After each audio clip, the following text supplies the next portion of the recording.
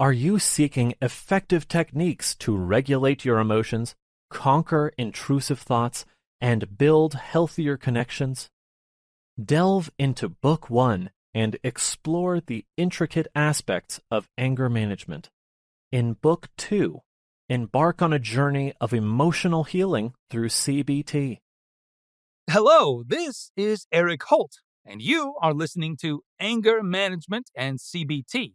Overcome anxiety, depression, and anger with the ultimate cognitive behavioral therapy guide for men and women to take control of your emotions and build happier relationships. Provided to you by United Audiobooks. I hope you enjoy my audiobook. Now, let us begin.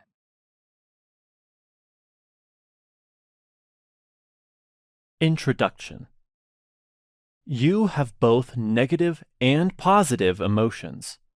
When asked to list their negative emotions, most people put anger first because it is the most unpleasant and difficult to deal with. Anger starts wars, but never ends them. Anger has the reputation of being powerful and, therefore, unmanageable. Anger is not unmanageable. It is propelled by the same biochemicals needed for energy, so there are positive as well as negative aspects to anger.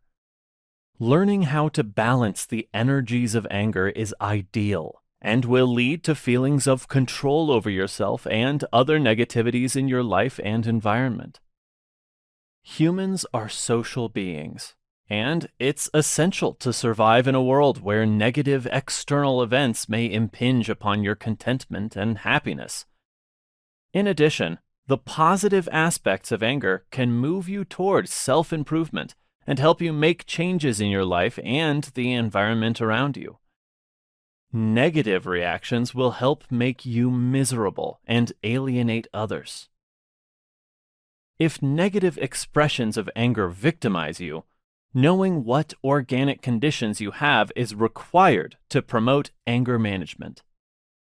Understanding your physical processes will give you the ability to use your body to teach the mind. Yours is a search for improvement in your behavior to make a difference in your life, especially in your social life. Your cognitive framework and attitude are vital.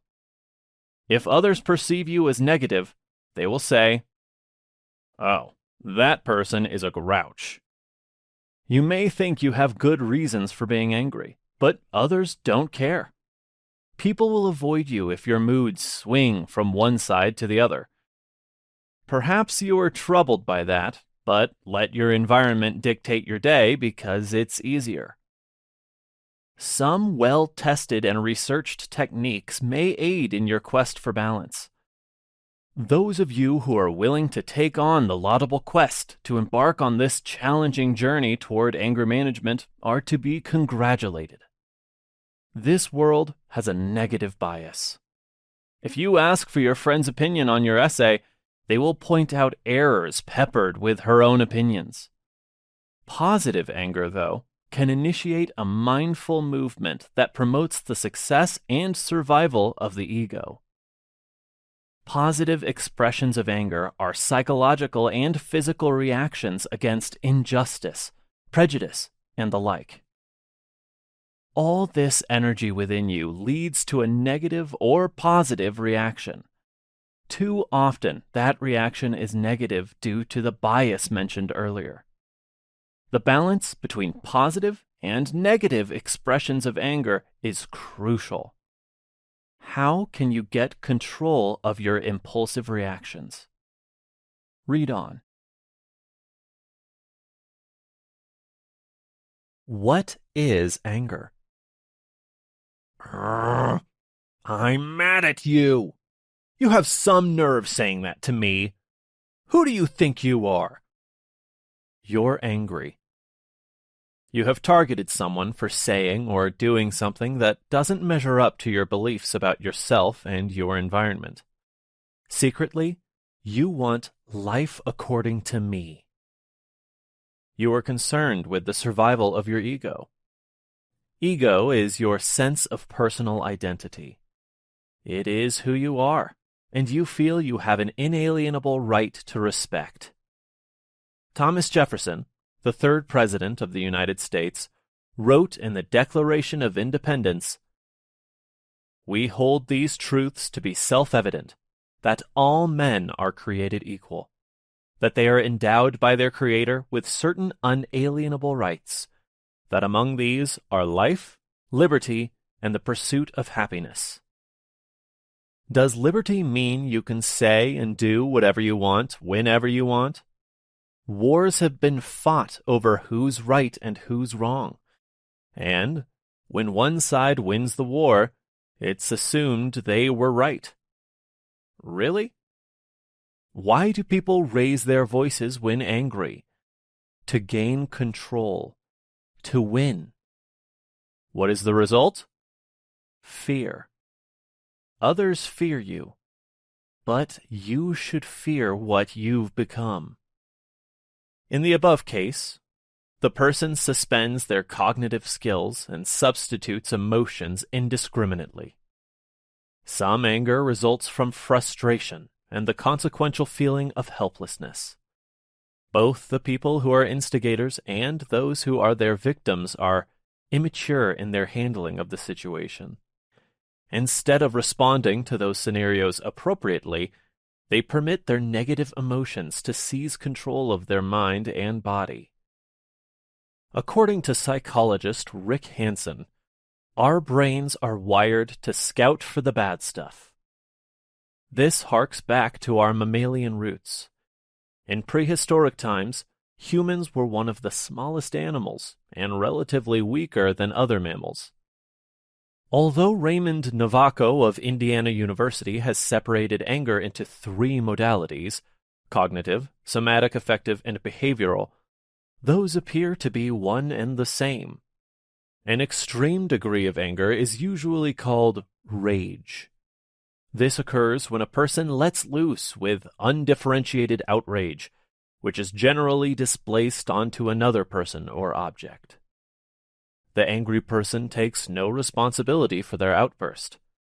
Those who exhibit this anger are cognitively undisciplined and appear to have no sense of anger management or control. They may try to dismiss their anger by saying something to the effect of, "I'm sorry, I didn't mean that." However, once something is said, it cannot be unsaid. After their outburst, the person who displaced his anger often looks for another person to blame. Once they have zeroed in on someone, they tend to take chances and engage in risky behaviors. That's how most physical fights get started. Their cognitive judgment is seldom correct because they're not using it. Prejudice also plays a role. The person who created the argument may insert racially biased words. They may also bring up past events haphazardly. Remember the time when you... etc. The shift. When psychological pain worsens, anger is substituted for pain. Anger, after all, is less painful. This may not be a conscious decision, but it does serve as a distraction from the felt pain. Instead of your attention being drawn toward the self, it is now outwardly directed. You currently have other advantages. You don't have to immediately deal with alleviating the pain, and you don't have to resolve the issue that initiated the pain in the first place. When you become angry, it will allow you to assert yourself and tell others that you're in the right. Eventually, others will attack back, and your pain will be converted to a new pain. The very uncomfortable realization that you have anger issues. In 2017, the Mental Health Foundation surveyed 2,000 people and discovered that 28% were troubled by their level of anger. Anger is what is called a secondary emotion. It isn't the first emotion felt when an adverse incident occurs. An unpleasant feeling, like a feeling of disrespect, rejection, or the like, precedes it. For example, you will feel hurt if you aren't invited to a party. If you then become angry, however, Anger is a secondary emotion. The primary emotion was hurt and may very well go unrecognized. The acceleration and deceleration. Suppose you were to speak to a friend and complain that another disrespected you. When they ask you about it, you may expand on it. You may say something like, "Yes, they not only did that, but they also..." You might even let loose with a list of bad behaviors you've attributed to that person. From there, your anger may spread out to more and more people. As you continue your tirade, you may prevaricate and embellish the actual facts of the case. It's a performance. After you have expressed your anger, your satisfaction is short-lived. Have you ever noticed that people who are angry about an issue repeat their complaints? They are trying to prolong their feeling of victory. That's true, but the reward you feel will be short-lived. Anger isn't a solution. It doesn't restore a person's feelings of self-esteem or the esteem of others. What's more, it causes feelings of stress and anxiety. Thus, the pain you initially felt has been transformed into anxiety, which is both painful and long-lasting. Anger management. Society dictates that anger is unacceptable. Therein lies the dilemma. Once you realize your behavior is inappropriate, you know you've lost the esteem of others and, consequently, your sense of self-esteem. The psychologist Abraham Maslow has said that your sense of self-esteem and attainment of the respect of others are some of your higher needs.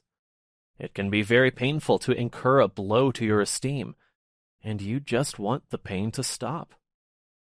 The stress and anxiety you feel are a double-edged sword. Although anger can cause anxiety and stress can cause anger. Fear is the root cause of anger. Shakespeare has written, "We hate what we fear." In the case of loss of esteem, we are angry. Everyone also feels it's justified.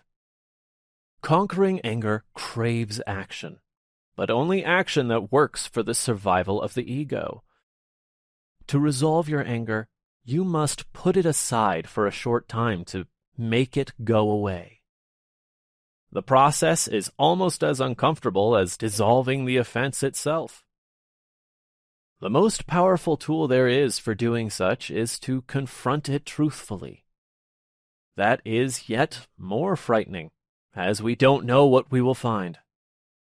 If we could suspend our feelings, we would free up our cognitive skills to analyze the real reasons for it.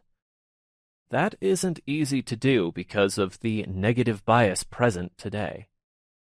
Emotion is intended for protection, but has migrated to the mental plane. People then make decisions based on emotion, not intelligence. According to the long-respected psychologist Albert Ellis, many people adhere to a set of irrational beliefs. 1. It is a dire necessity that I be loved and respected by everyone. 2. I need to be competent, loved, and respected. 3.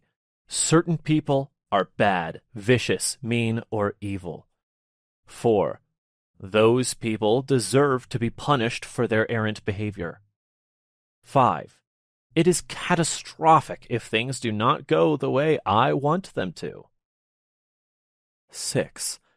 The causes for my discomfort come from outside of myself. 7. Avoiding life's difficulties is easier. 8. One needs to be dependent upon a significant other or others to alleviate their anger. 9. One's past history is the primary cause of their offense.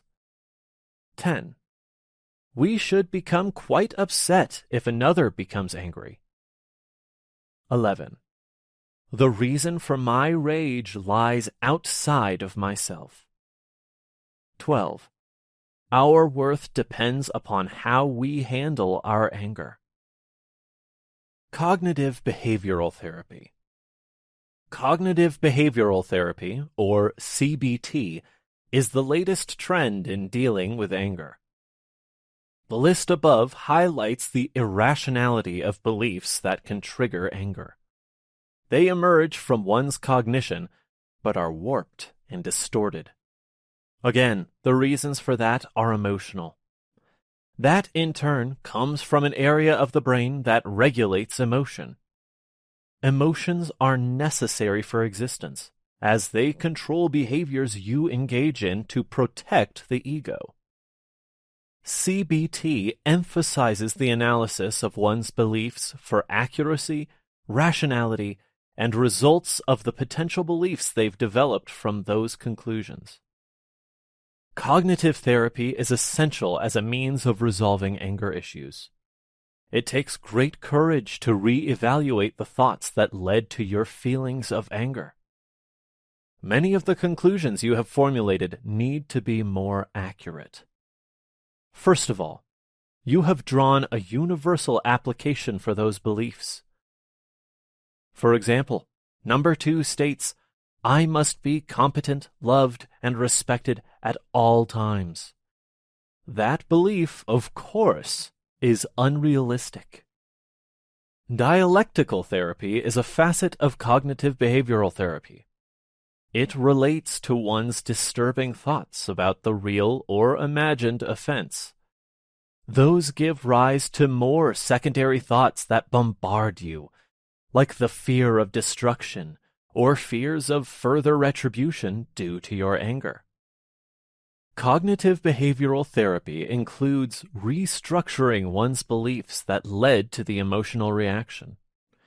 It requires the individual to re-examine the disturbing thoughts and judge whether or not they support their conclusions. In other words, you need to challenge your beliefs in the light of reality. You should also practice empathy and respect for the feelings of another. Mindfulness is a technique used to calm your thoughts and mind. It emphasizes the acceptance, not of the negative expressions of the person you are attacking, but accepting that they are there, and do so without judgment. The biology of anger. Anger is of the body. As with any organic function, knowing the biological processes involved helps you develop techniques to handle anger more effectively. These techniques prevent anger from overwhelming you both physically and mentally. The process of producing anger is a system using both neurotransmitters and hormones. There are similarities and differences between the two. Neurotransmitters are chemical substances that create signals in the brain, and hormones are produced in the glands. Neurotransmitters and hormones work closely together to make cognition and emotion. Fight, freeze, flight. When you become angry, you apprehend a potential or actual offense via your senses. Your impression of the event receives a signal via your neurons, or brain cells, within the brain. Norepinephrine is a hormone and also what they call a neurotransmitter. There is a space between neurons that give rise to a sort of chemical spark between them. That is how a neurotransmitter works. Norepinephrine is manufactured in your brainstem. Some of it is also manufactured in your adrenal glands, in which case it operates as a hormone. Therefore, norepinephrine is a hormone and a neurotransmitter, serving as both. The hormonal aspect of it affects your body, and the neurotransmitter function affects your nervous system. At the base of the hypothalamus is a smaller structure known as the amygdala. That sends corticotropic hormones from the pituitary gland. Then the amygdala awakens the adrenal glands located on top of your kidneys. It helps produce the hormones adrenaline and cortisol, which play a significant role in the fight, freeze, flight response. The amygdala is about the size and appearance of a bloated bean. It is a nuisance, and it is the seat of emotion and triggers an automatic reaction that only takes a split second. Imagine your life being controlled by something the size of a bean. The troublesome amygdala sets off an alarm that sends adrenaline and cortisol coursing through your circulatory system. It's as if a pressure valve has opened, and your body wants to fly into action. Often, your prefrontal cortex, which controls your thinking, is bypassed by the power of those neurotransmitters and hormones. When you're outraged, anger has a powerful effect on your body and affects you and others keenly. Because the amygdala, in particular, has such an important influence on your thinking processes, your decision-making abilities are negatively affected. Adrenaline triggers emotional arousal. Biologically, your muscles tighten up and you're ready to go. All too frequently, your reaction does not match the event's import. Has someone ever said to you, "You're overreacting"? In 1995, a psychologist by the name of Daniel Goleman coined the term amygdala hijack to describe the above occurrence. He has explored the theory of emotions and written the bestseller book, Emotional Intelligence. When you permit feelings to guide your actions, your higher brain has been squelched, and you make decisions or exercise behaviors based on emotion, not cognition. Hence, you need anger management to discipline yourself. In the case of you who freeze up and bury your feelings, your response is traumatic, but goes unnoticed by others at first. It wells up inside of your body and then becomes a characteristic of your personality. Others will say you're timid. Your fearful reactions are efforts to protect the ego, but are ineffective. In 1912, H.T. Webster created a cartoon character called Casper Milquetoast, a poor sap who attracted mental abuse from others because he was so meek. This may cause a freeze reaction in humans, causing you to hide and isolate yourself. A lack of anger management may make you feel depressed. Your sense of emotional control will not be present, leading to slow movement and possibly dependency upon others for direction. You who run away from the angry event are more active and display the flight response. The same hormone, adrenaline, is used for the fight response, but sends you in another direction. You want to escape, and may do so either physically or mentally. People notice that and conclude that you can't defend yourself. This is not a good thing, and will reduce your feelings of self-esteem.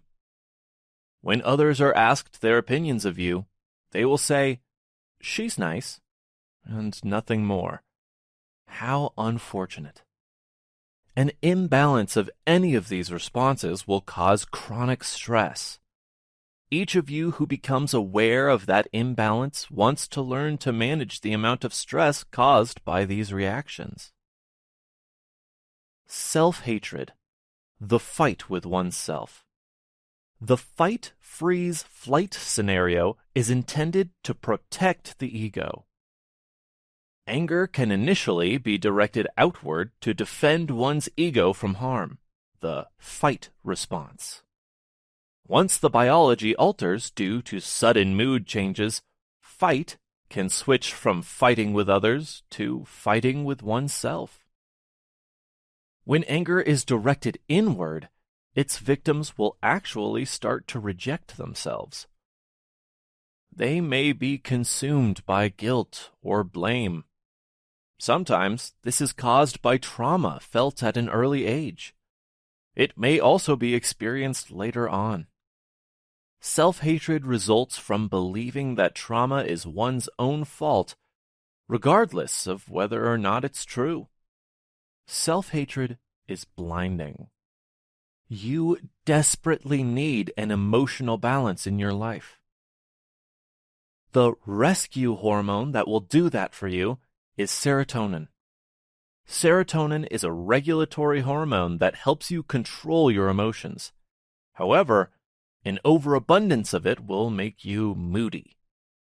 A serotonin deficiency can result in sleep disorders, behavioral aberrations, and cause you to ruminate about how and why you feel that way. Furthermore, it can disturb one's sense of ascertaining rewards for their reactions to stimuli. Low amounts of serotonin are also associated with the retiring effect of those of you who are taxed by the need to deal with issues related to self-control. On the other hand, if you have persistently low amounts of serotonin, you may have panic episodes, digestive disorders, headaches, sleep irregularities, etc. Fear and perhaps confusion are the engines for those reactions. Serotonin and adrenaline make you alert. However, the adrenal compound of that combination constricts your blood vessels, thus raising your blood pressure. Norepinephrine also works in conjunction with serotonin to regulate your moods. When that balance is off, your mood changes will be extreme. You might even experience symptoms of mania. It is noticeable by others. Read this example of Phyllis. Phyllis usually came across as polite, but reserved. She initially was kind to people, but that changed with her swinging moods. People came to dislike her as she started insulting them for reasons unknown. Her mood had changed, and others didn't realize why. Eventually, they thought she imbibed alcohol and was a nasty drunk. She was eventually fired from her job. The one friend she had left came to the rescue and referred her to a psychiatrist. He did prescribe medication. It was somewhat effective, and Phyllis improved to some extent. It made her life less encumbered by her disorder. Untreated self-hatred, if not attended to, can be dangerous. Serotonin is like the policeman of the brain. When one's serotonin working alongside norepinephrine is low, these people can end up hating themselves, as they get few or no rewards in life. In extreme cases, it may result in suicide. Neurotransmitters affect the anger reaction. Because neurotransmitters are manufactured in the brain, they send messages via your nervous system to parts of your body and the brain itself. The neurotransmitters most active in anger are the following. Dopamine helps you feel good or rewarded for your behavior. GABA inhibits extreme neuronic reactions. It has a calming effect. Oxytocin is a pleasure hormone similar to dopamine. Norepinephrine. As mentioned above, norepinephrine increases awareness, alertness, and arousal. Serotonin. As discussed earlier, serotonin controls moods, sleep, digestion, and other functions. Cortisol releases glucose or sugars into your bloodstream for extra energy. Anger. Nasty or nice? Distortion of the fight, freeze, flight response. Thomas Edison once humorously remarked, "The chief function of the body is to carry around the brain." Anger occurs within the brain, but has its effects on your body. Edison probably had wished it was otherwise. Imagine someone who usually sleeps. One of anger's nasty effects may cause him to lead a lackluster and monotonous life. He was engaged in the flight response to anger by hiding from life's challenges.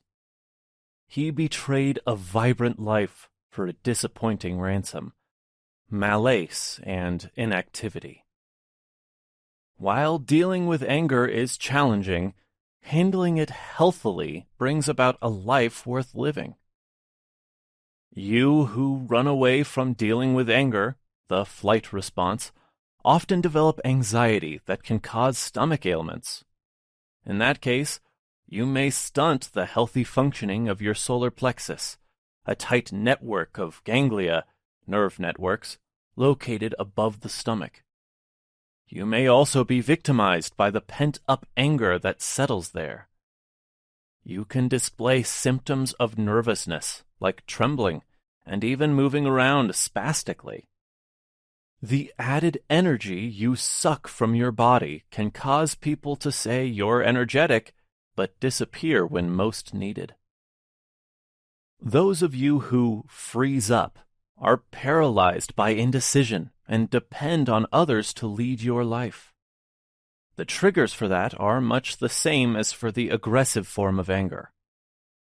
As a result, your body may hoard hormones.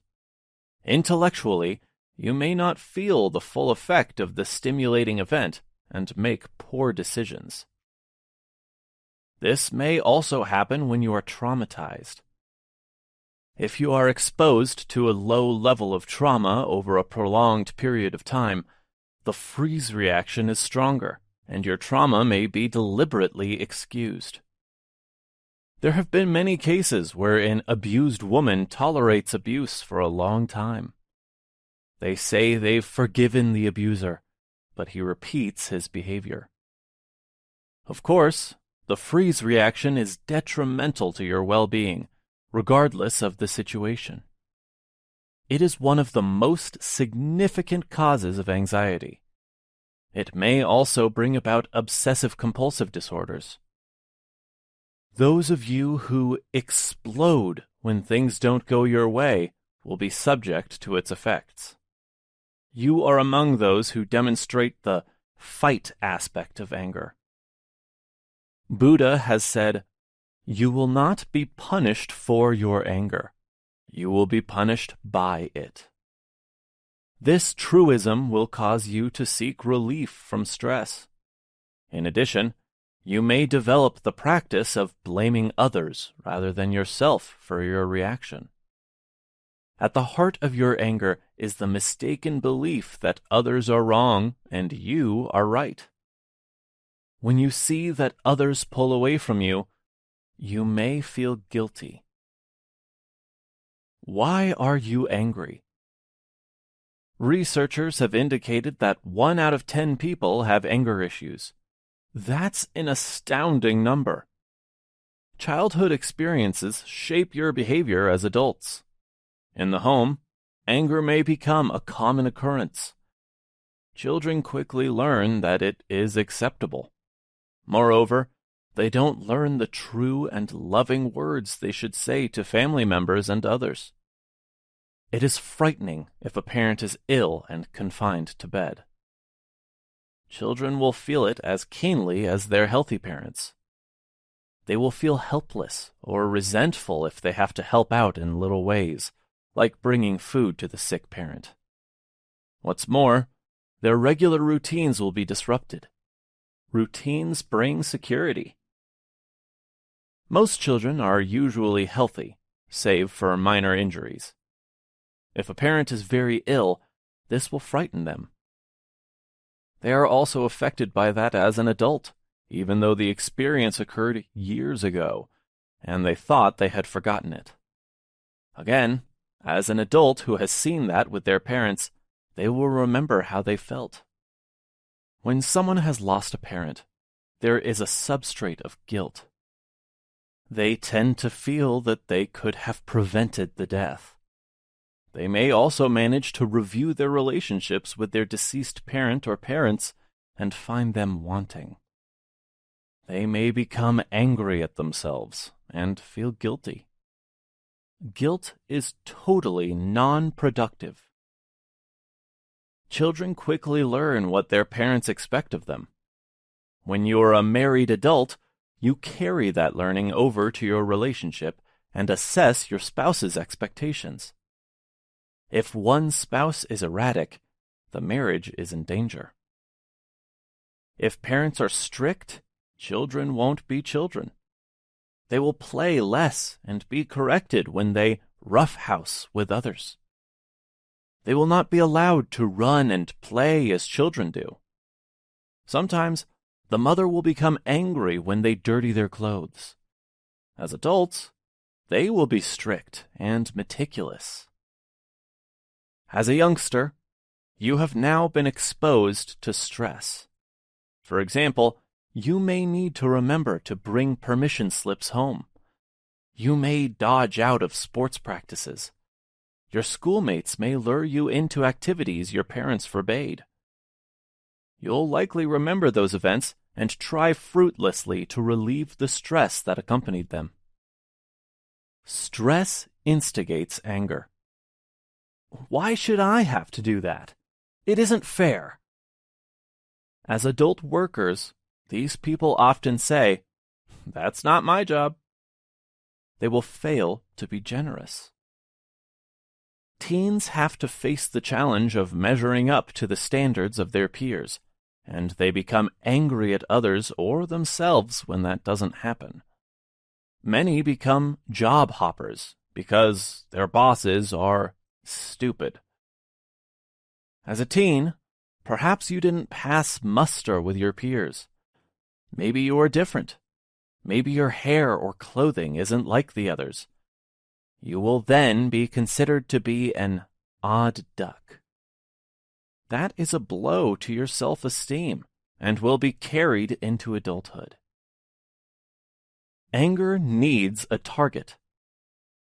A woman who lived in an assisted living facility nursed repressed anger.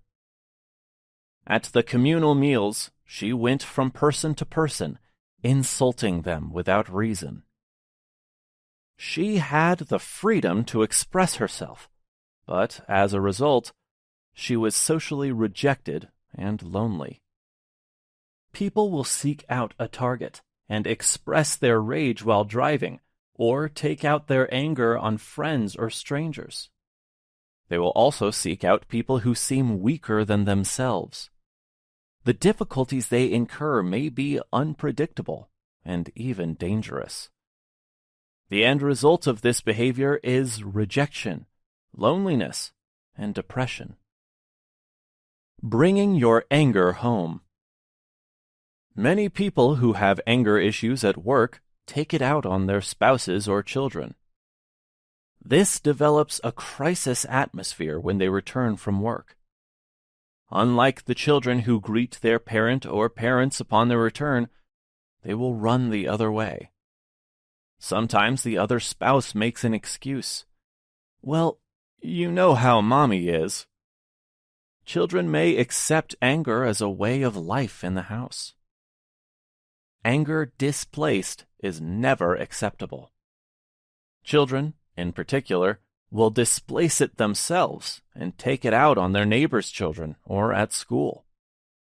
Very often, however, children who are exposed to anger at home will be withdrawn. They feel that other authority figures will do it to them too, or they will engage in the defense mechanism called reaction formation. Reaction formation occurs when a person does the opposite of what they feel. Children are fearful when parents argue. It threatens their well-being. They often huddle together somewhere else in the house. Constant exposure to anger in the home will produce either angry or timid children. On many occasions, the anger felt by the parent will be displaced onto the children. In response, those children might displace the anger at school or in the neighborhood. Children under the age of 10 who run away from home seldom leave because of anger issues. Their home is their security, and they will tend to stay just to be sure it's there, despite the discomfort. The same doesn't apply to preteens and teens. They do leave when and if they are ready. The psychological damage is so significant that they are willing to live in squalor or befriend peers who might do them harm rather than go home. Also, many are prostitutes or sold into sex slavery in some countries where that happens. In terms of spousal relationships, men tend to carry their anger from work to home. Researchers have called this phenomenon the spillover effect.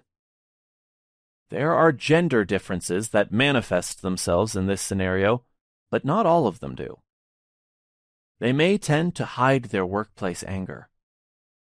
The submergence of their anger may cause them to brood and withdraw from familial interaction. When the wife tries to get her husband to talk about the work situation, he becomes angry at her. Women tend to communicate situations encountered at work. Unfortunately, they may obsess over the subject and dominate dinner conversations. This is an issue that the two spouses have to discuss. It helps if they agree to discuss their workplace anger issues, but not at the dinner table. Spouses can always offer understanding and sympathy to each other, which will make a difference. They may even present suggestions. If one or both of them have high-paying jobs, but that work increases their anger level, a change of jobs might be in order, even though less money will come into the household. Anger from one's job should never be aroused to the point that it destroys a relationship. Many couples live in different states because they don't want to lose their high-paying jobs. This is unfortunate, as it will result in harm to the children and themselves. Sometimes a parent will be in charge of child rearing. That again introduces anger into the relationship, and they may separate.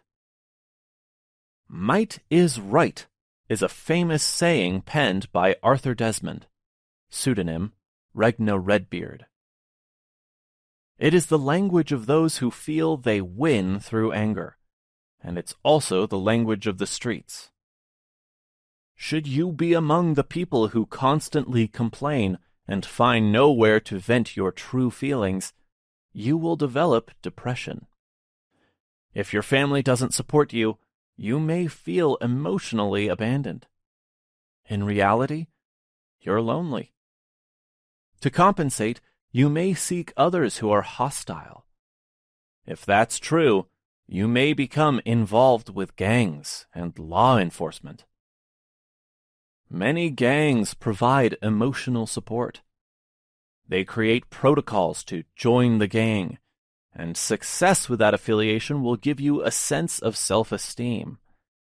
It becomes a substitute for family.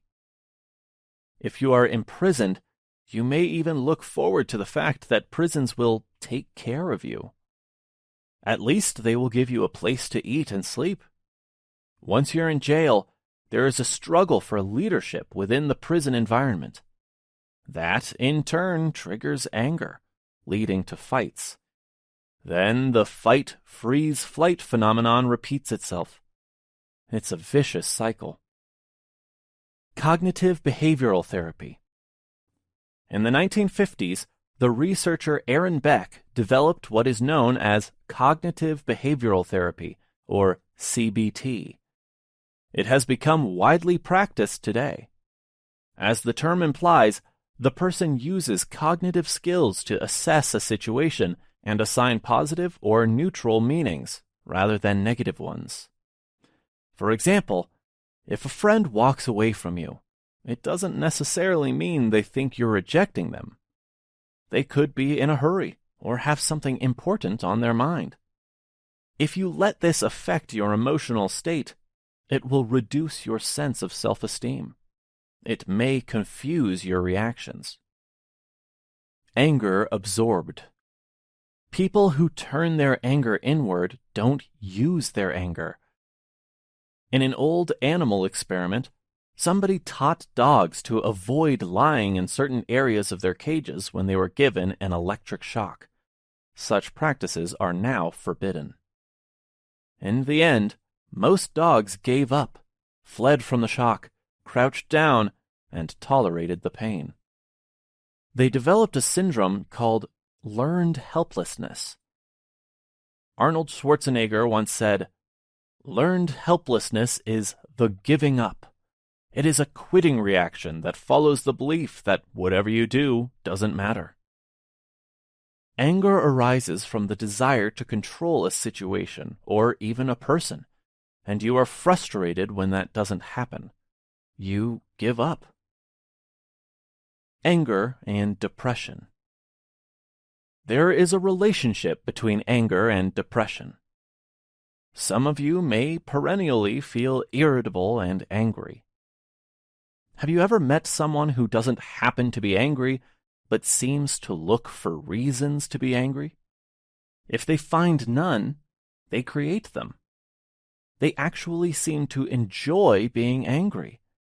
When they are unsuccessful, they are subject to depression. Any efforts made to help them will most likely be rejected.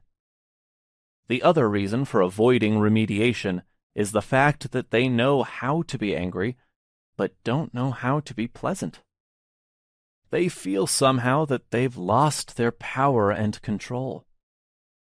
It is a loss, and people are depressed when they've lost something they once had. Their sense of self-esteem and the esteem of others is diminished. They curl up like a beaten dog. Passive aggressiveness. Passive aggressiveness was listed in the psychiatric manual as a personality disorder. Colonel C. Menninger first labeled it during World War II. The colonel observed resistance to fighting the war on the part of his men. It manifested itself as pouting, laziness, stubbornness, procrastination, lack of efficiency, and obstructive behavior. However, because it gained a myriad of descriptions, the term passive-aggressive was retitled Other Specified and Unspecified Personality Disorders. Another term popularly used is negativistic personality. An example of the negativistic personality is a tendency for a husband to put off requests from the wife to do things around the house. Negative people may procrastinate responsibilities, such as paying taxes and making promises they don't intend to keep. If you are a manager, you may assign a worker a task which they cannot do in the allotted time you provide them. You may frequently engage in complaining and enjoy it. Also, you may deliberately do something you know another doesn't like, but who is too timid to object to it. Denial is one of the worst effects of anger. It leaves very little hope for reform. One who denies a problem will sense that something is wrong, but won't be willing to correct it because they won't admit it's there in the first place. In the above example, the manager was not only in denial, but passive-aggressive. In truth, he was angry at his workers, but held back on expressing it, even in the safe environment of the factory. His aggressiveness was insidious, and his anger emerged when he left his firm for another one. It is interesting to note that passive-aggressive people function well for the most part. Quickly, they learn the limitations of their staff and play on them. They aim to finish the job within deadlines and take it out on their staff if they don't meet them. They use their staff to get promoted to higher new positions. Passive aggressiveness doesn't work well with upper management. It interferes with their performance, and they're left with too much to handle. In your personal life, using coping strategies can help you deal with unresolved issues. Situations between family members are long-lived and sometimes have to be left that way. Take the case of Amy. Every time Amy visited home, she only stayed for 3 hours. Her mother was passive-aggressive, and she would look for Amy's limitations and argue about them after 3 hours had passed. Prior to that, the both of them would have a pleasant conversation. Intermittent explosive disorder. Dissociative anger. Anger submerged can result in a rocky marriage. Once, those of you who suffer from this will suffer distress when you realize it, and it will threaten your relationship. The intermittent explosive disorder can go on for years. Oddly enough, you aren't interested in searching for another mate, as you're accustomed to your spouse. The recommended treatment is psychotherapy and drugs. When accompanied by physical fights, the other spouse's best resource is separation and possibly divorce. Oppositional defiance disorder. This defense mechanism is usually manifest in children. Temper tantrums characterize it. Inconsistent parenting is often the cause. When the personality of one parent differs significantly from the other, children play one against the other. Borderline personality disorder. People with this disorder manifest mood swings. These people can swing from liking to disliking a peer or family member. Children and spouses cannot predict what to expect from the parent or partner. "What mood is Mom in today?" they will ask. This disorder can deteriorate into a psychiatric condition if not treated. Bipolar disorder. Mood swings characterize borderline personality disorders. A person can swing from manic to depressive episodes. It interferes with work and family environmental issues. One of the most common treatments is lithium, which a psychiatrist must monitor.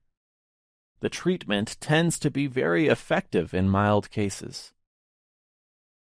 Disruptive dysregulation mood disorder. The disruptive dysregulation mood disorder, or DMDD, affects children and adolescents. It is similar to bipolar disorder, but the symptoms are more severe and chronic.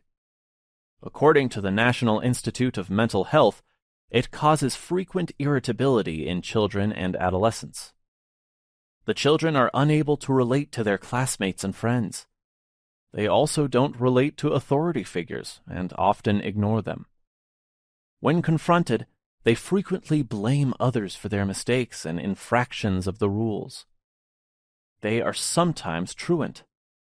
They steal without compunction. These children tend to run away from home. These reactions may result in the authorities sending them to special schools. Early causes may be hyperactivity, antisocial behaviors, and even schizophrenia. Uneven parental discipline and substance abuse on that part of one or both parents may be at the heart of this disorder. Also, childhood trauma may be a cause. A child like that may walk the streets, beg for food, and contend with delinquents. If the issue is left unresolved, they may eventually come to the attention of the Bureau of Family Services and be removed from their homes. Some are placed in residential facilities run by the state. Unfortunately, there is no recognized treatment for this condition, but research is being conducted. Bullying. Many discussions about bullying are about the bullying of children. that overlooks the behavior of adults involved in it. Nations of the world from time immemorial have engaged in bullying. Its motive arises from anger. The underlying reasons for that are power and control. That was practical in the case of ancient man and those who lived in the earlier centuries. As tribes grew in numbers and invented new weapons, they had the need to expand their territories. That meant they had to confiscate lands occupied by other tribes. For example, the Germanic tribes conquered lands to the west of them. They then conquered other areas for political or religious reasons. Beyond the more practical needs, there is a corrupted need for self-esteem and the esteem of others. Napoleon felt the need to become an emperor. As with Napoleon at Waterloo, bullying is ineffective, as it doesn't end well. It also doesn't achieve a sense of genuine self-esteem and the esteem of others. Revenge is one of the most egregious of the reasons for bullying. There is no profit in revenge. In Macbeth, William Shakespeare wrote, "Blunt, not the heart. Enrage it." Revenge may bring a feeling of victory, but that is short-lived. It regenerates itself and blocks hope for remediation or forgiveness. Envy is present where there is bullying. Like the need for the esteem of others, jealousy can be caused by feelings of inferiority. One compares one's accomplishments with that of another and finds themselves wanting.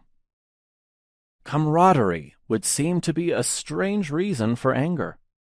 However, take the example of street gangs.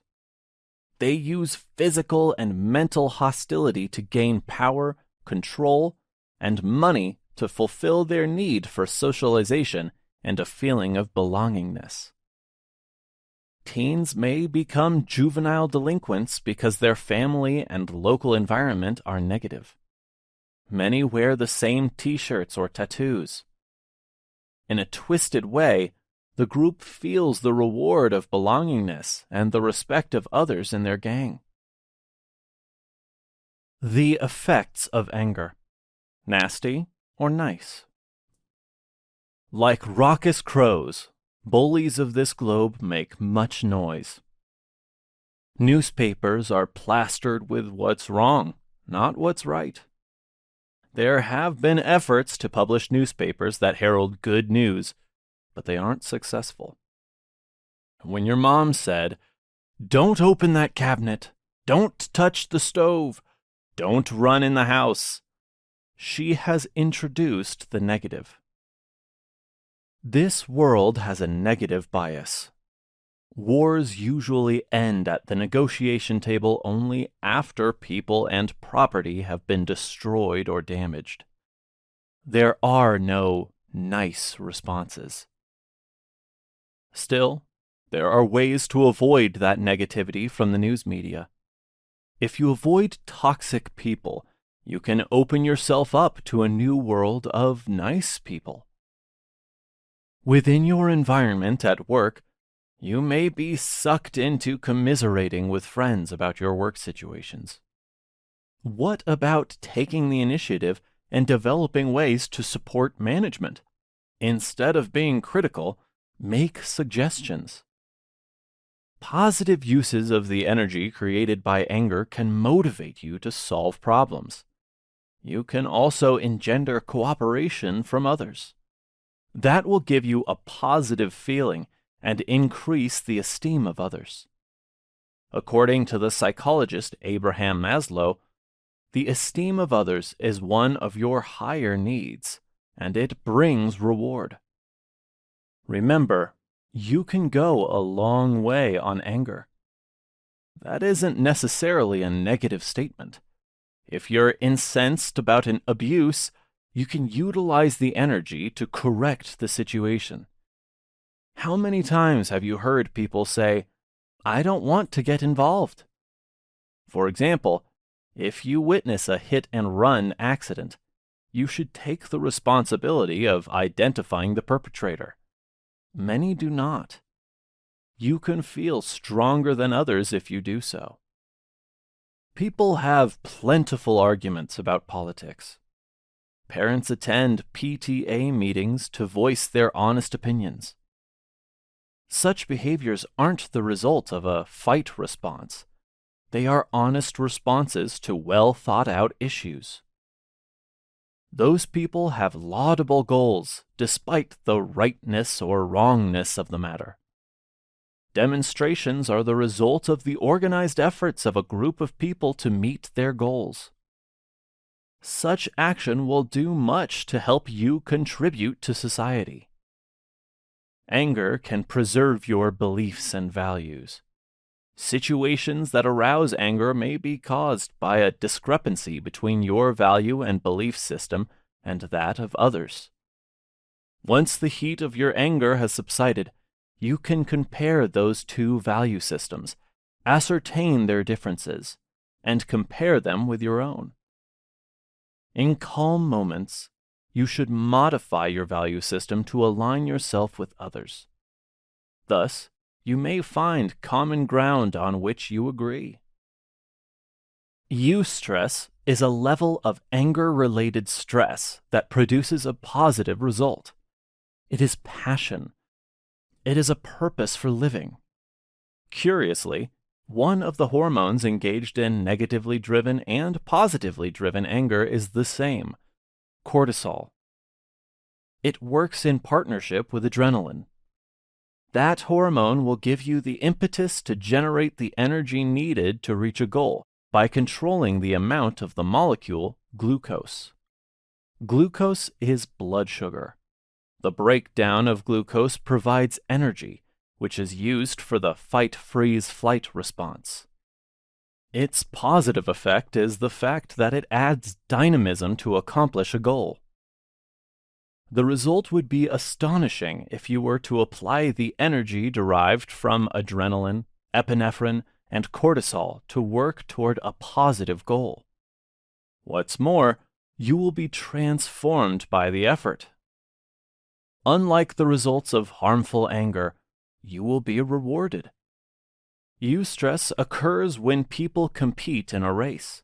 It occurs during demonstrations and sports. The desire to win is a mighty one. Anger is an emotion designed for survival. It keeps you vigilant and prepared against attack. When and if you are offended, carefully control your reaction. Using the I word can help when you're offended. For example, if you say, "I felt bad when you said I was a poor discussion leader," the most common response is, "Oh, I didn't mean that." That reply leads to clarification and modification of the person's reaction. If someone insults you or fails to give you the rights you deserve as a person, you need to respond by using a modicum of anger. Some annoying and belligerent people try to see if you're a meek subject and would make a good target. Discharging a burst of anger can be calming, provided you don't ruminate. Rumination is a process by which you dwell upon an issue and run it over and over in your mind, sometimes creating different versions of a response that you could or should have made. Anger is a powerful motivator. The adrenaline that pumps through your system energizes you to change your behavior, which can be rewarding. That behavior, in turn, will protect you from people who don't respect you. Anger, in proper moderation, is a survival skill. It can give you an optimistic viewpoint. You can use its energy to focus on what you want. Free your mind from its negative factors, especially victimization and what is commonly known as the martyr complex. Anger on your part may give rise to guilt. Guilt is non-productive, and there is no profit in revenge either. Anger, on the other hand, can motivate you to change. Anger will prevent you from feelings of helplessness. It will help you stand up for yourself. You may buckle at times, but that happens to all people. If you remind yourself that you don't deserve the angry words or actions of another, you aren't helpless. You are permitted to react. After effects of anger. Anger can blind you. The effects of anger are potent. Your muscles will be tense. Your blood pressure will rise as the adrenaline rushes into your bloodstream. That and the glucose will trigger a release of lactic acid. Lactic acid will tire you. The expenditure of that powerful biochemical causes muscular fatigue and leads to poor physical performance. Its use is to keep you from overexerting yourself. Overproduction of lactic acid can cause confusion. In extreme cases, overactive people have been known to have heart attacks, shock, or drop dead from those events. I hope you're enjoying my audiobook so far. It would be a pleasure if you could let me know how you're feeling about this audiobook in the comment section below.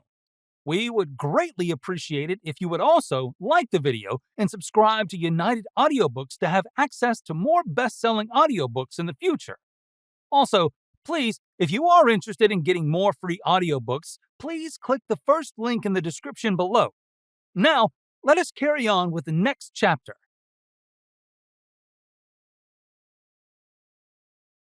The sunny side of anger.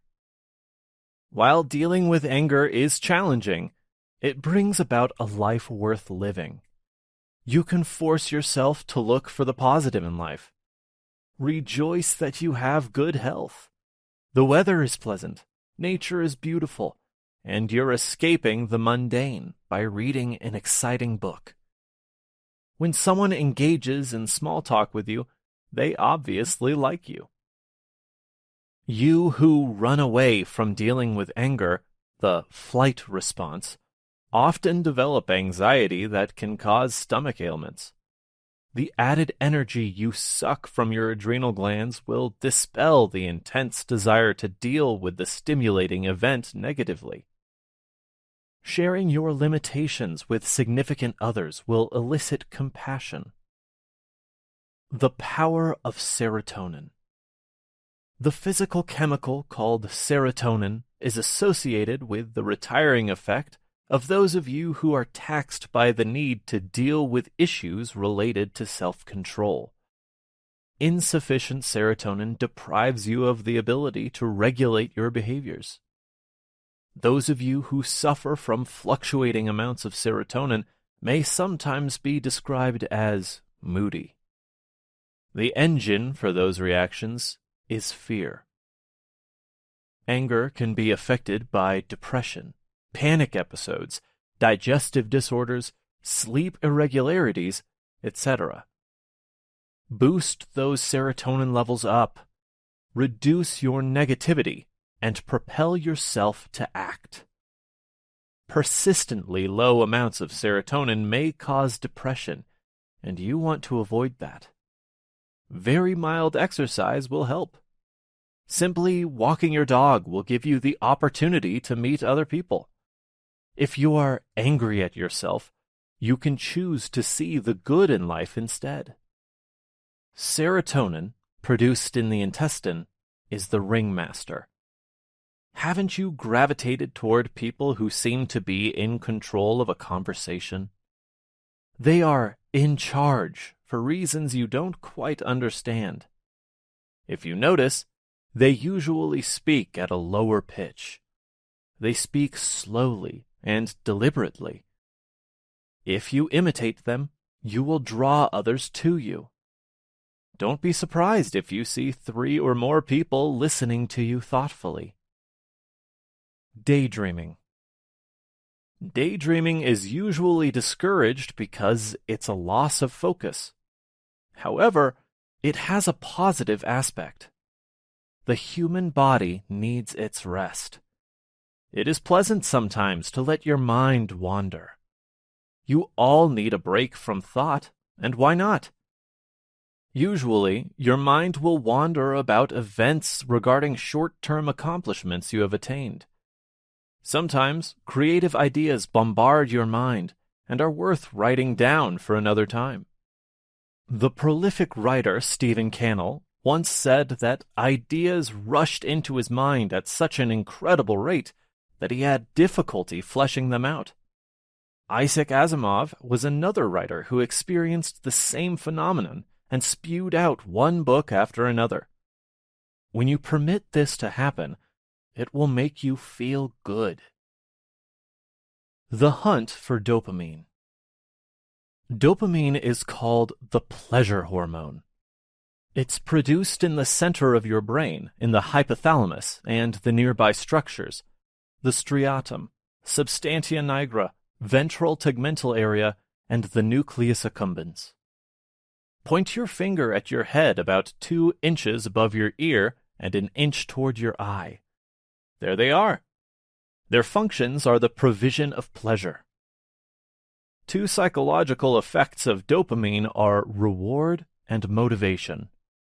The physical effects are control of motor movement and short-term memory. Low dopamine levels, however, are responsible for Parkinson's disease and dementia, a relatively recent finding.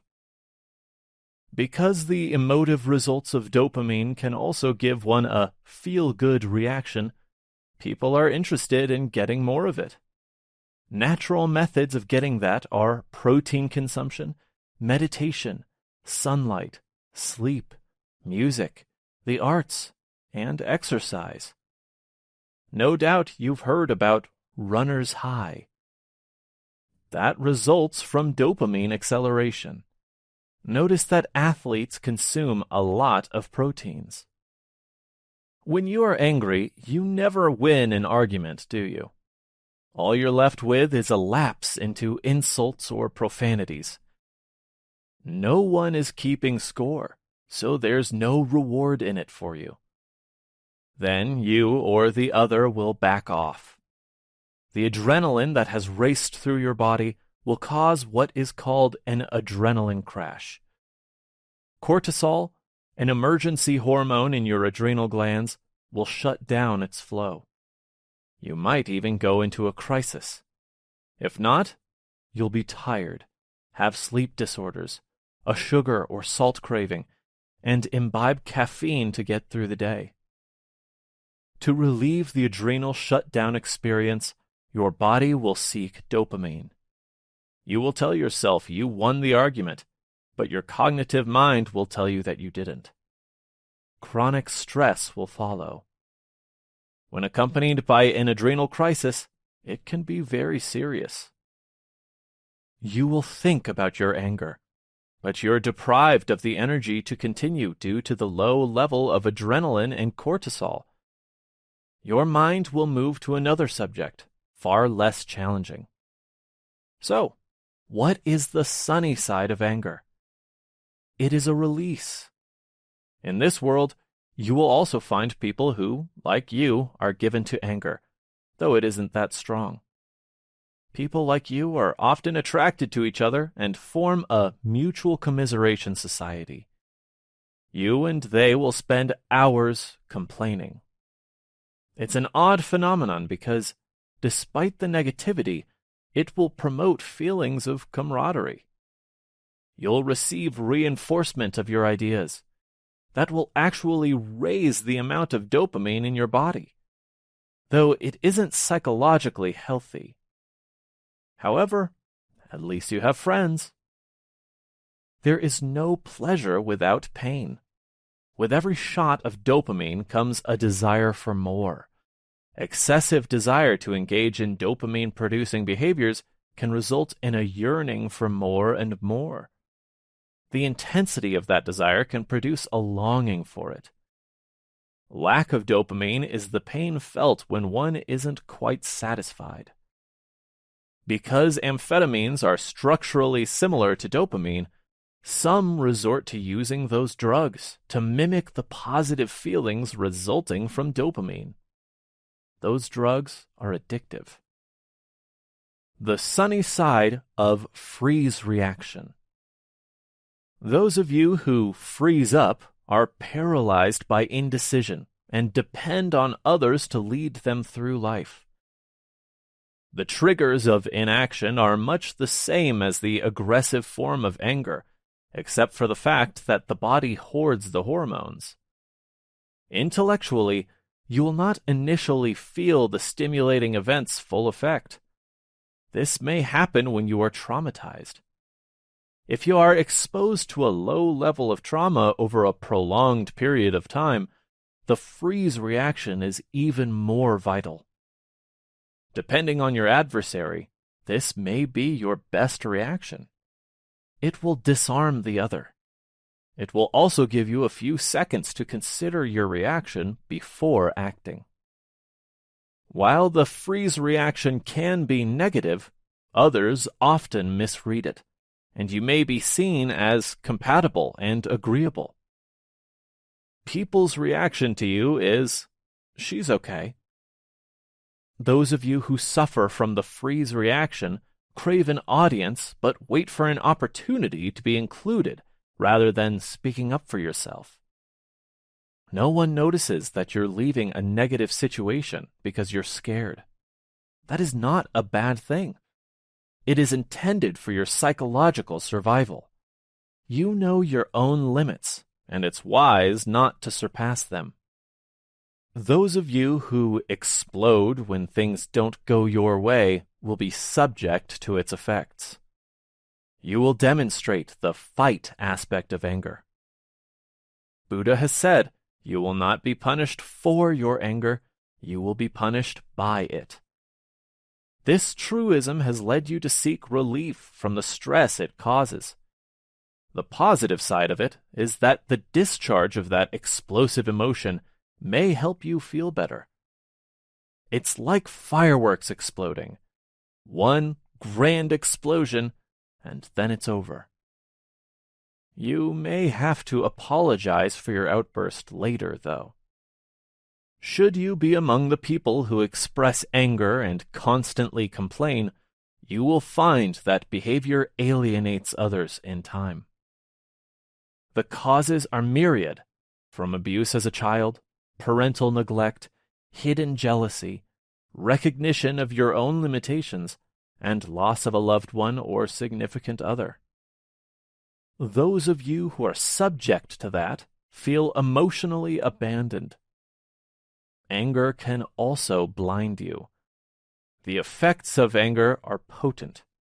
There can be a positive effect of anger if it's righteous anger. An obvious reaction to anger may even lead to feelings of success. Take the example of a person who wins many arguments they start. Politicians who are charismatic and forceful drive their messages to the audience and win. Anger used rightly. Amazingly, the onset of moderate internal or external anger can and will prompt you to optimism. You can easily picture yourself as a kind of superhero. That is the reward for managing your anger. You are now empowered to do good rather than run and hide from injury, insult, or hostility. Anger can be used as a bargaining tool. In those cases, the other may see themselves as more important, or may feel their position is more worthy than yours.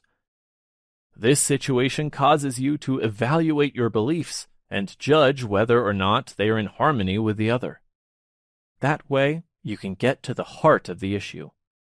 You can elucidate your values, give importance to them, and lead others to recognize that.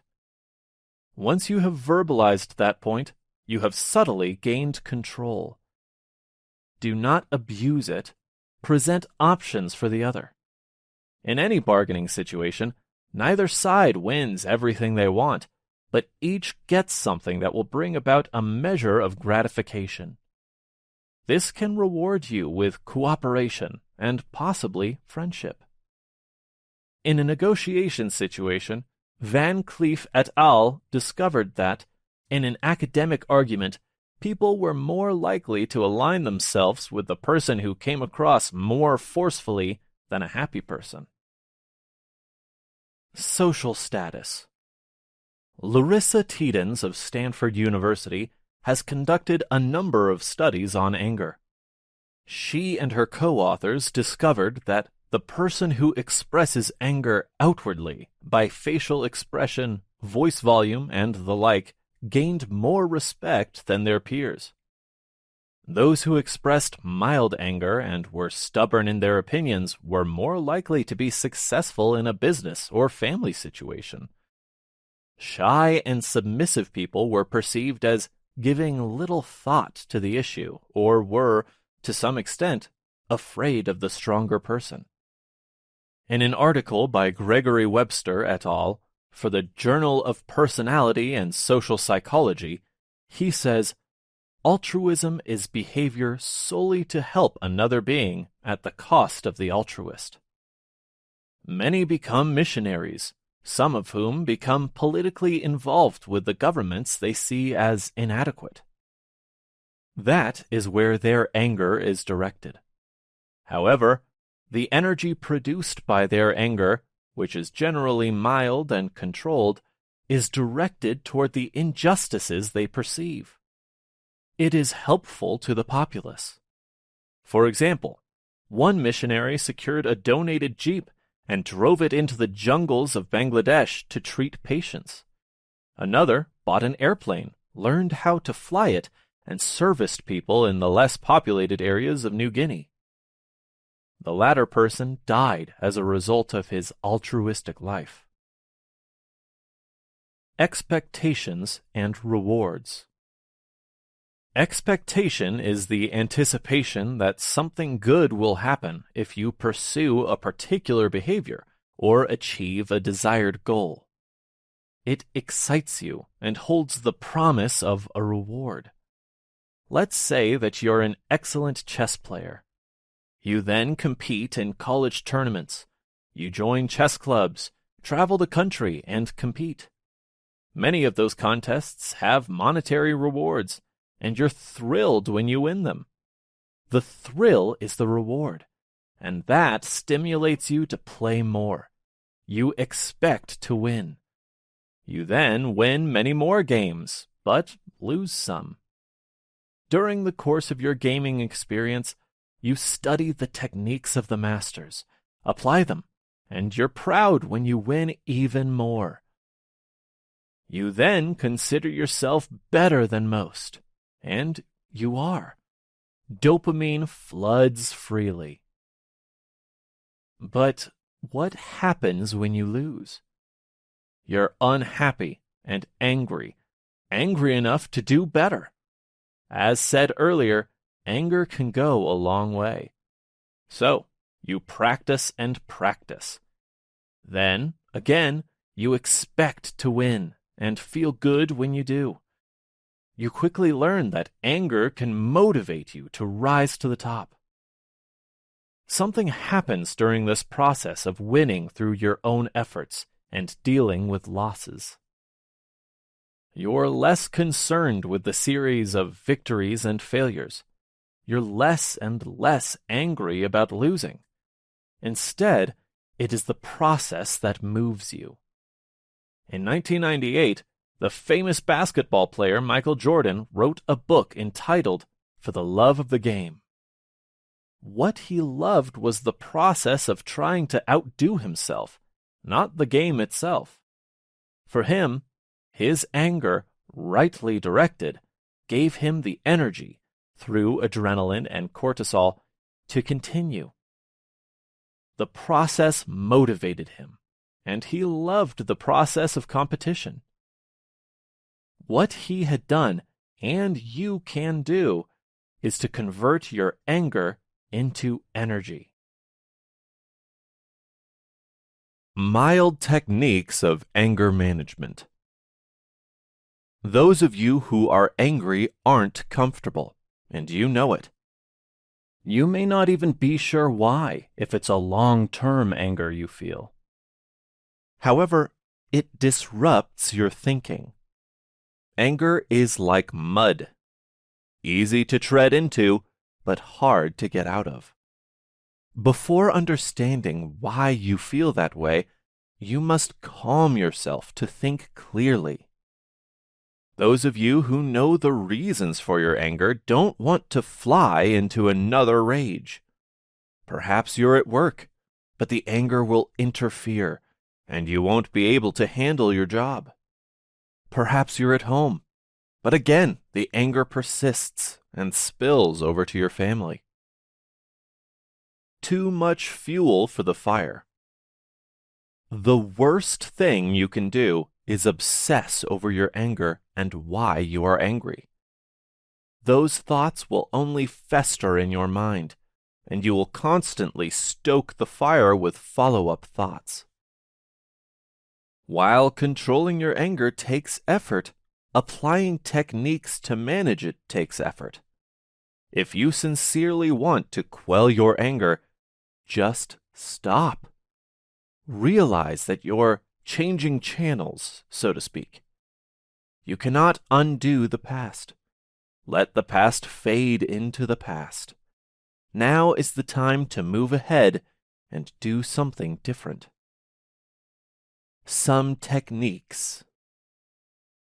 These may seem like artificial techniques, but they will work. Select the method that suits your personality. According to Daniel Goleman, emotional intelligence is more important than IQ. It engenders self-awareness in particular. Self-awareness of your triggers for unmanaged anger gives you an opportunity to control your behavior. There are other practical methods you may employ to achieve a result. You need not move or fly into further action. Try these restful methods. 1. When anger strikes, your breathing speeds up, your blood pressure rises, and your muscles tense up. To counter that, try slowing your breathing. 2. Find a comfortable chair. 3. Keep your head straight ahead. 4. Find a spot on the wall or the floor to focus upon. Lock your eyes on that spot. Concentrating on just that one spot will sufficiently distract you. 5. Breathe deeply. Inhale slowly and exhale slowly. 6. Hold your breath for the count of 4. Then release and breathe out. 7. Do this for about a minute or longer if you feel the need. Progressive relaxation. 1. Practice relaxing your muscles one by one at night. First, relax the feet. Then relax your legs. Next, proceed to your midsection. 2. Once you have accomplished that, move the feeling of relaxation to your upper body.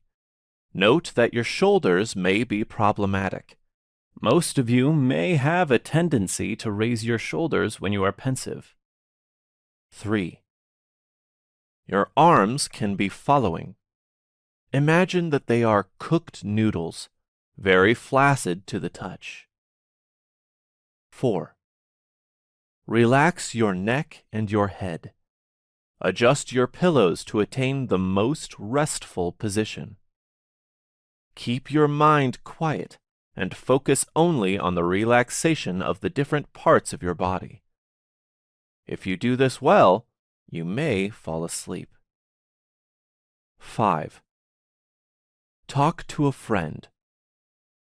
That won't take deliberation, as it is normal.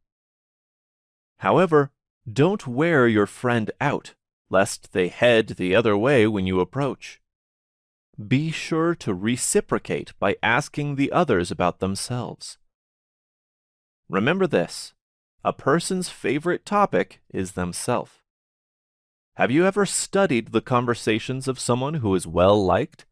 They always encourage others to talk about themselves. Use their names in your discussion. Dale Carnegie, the famous public speaker, once said, "Remember that a person's name is, to that person, the sweetest and most important sound in any language." Empathy is the understanding of the feelings of another as if they're your own. If you are empathetic, the other will help you in times of need. Solicitation of help from another will have the immediate effect of calming you. After all, you have brought an angry situation to a significant other to support you. Even if you're wrong, another will support you as they feel complimented that you sought them out.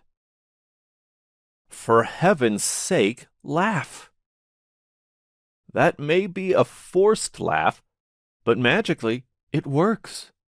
The body can indeed teach the mind.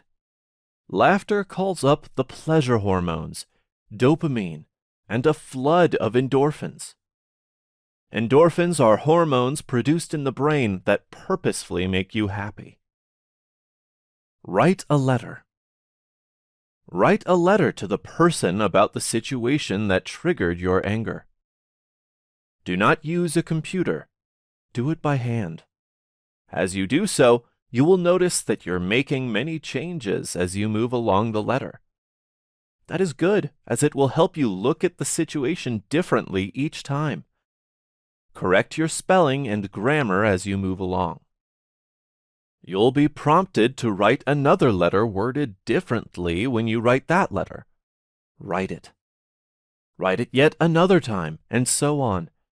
Do not mail those letters. Save them for later or tomorrow. Eventually, you will wear yourself out or be interrupted by something else. You will lose interest, and your anger will subside. Remind yourself that anger is a normal emotion. Of course, if you're prone to explosive episodes of anger, this is a more serious condition, and you might consider seeing a counselor about it. Counselors can act as sounding boards or help you focus on the harmful aspects of resorting to anger and suggest other techniques to work on. Tried and true techniques of anger management. Vacations. Most people go on vacation to escape triggers of anger. Some enjoy the beach, the country, the mountains, or visits to historical sites. Others take ski vacations. The use of a hobby pursuit is refreshing. Competitions provide a vent for their anger needs. In Okinawa, Japan, the people are very long-lived. Researchers have discovered that everyone is expected to work all their lives. If they are too old to take on a regular job, they alter their hobbies into money-making activities. Some build dollhouses. Others grow bonsai trees. They then sell them at craft markets. It gives them a sense of self-esteem, and they earn money at the same time. This practice is called ikigai. Thought halt. If you come across as angry, there is a possibility that others will become your audience. That is because they admire your openness and strength. You are no longer alone. Notice this and reflect upon it. Halt your train of angry thoughts. Imagine a traffic light. Resist the urge to race through the light. This method of anger management is the most difficult of all. It means that you will have to keep shutting out intruding negative thoughts. This process can go on for nearly a day. However, you will develop more neural networks in your brain, making you stronger cognitively. Binaural beats. Clinical scientists have researched using brain waves for therapeutic purposes. They have discovered that percussion sounds can be used to calm the mind and blunt conscious awareness. Two musical notes that are close in frequency are played. One ear hears one note at one frequency, and the other ear hears the same note at a different frequency. This has a calming effect. That frequency is below 3 MHz, the delta brainwave. During deep sleep, the delta brainwaves are active. Dreams are often about unfinished business that may trigger anger. However, there are no dreams when you're experiencing delta brainwaves. Experiments have shown that playing binaural beats induces this sleep-like, dreamless state. The psychological effect is to reduce arousal and, therefore, reduce irritation. There are recordings of binaural beats on the internet or in some digital or electronic forms. Visualization. Although upon initial exposure to the use of visualization as a way to reduce anger, many consider it too simple to work. If you are consumed with anger, practicing visualization will take a lot of motivation, but it's worth pursuing. It won't be successful in the beginning, so mind that.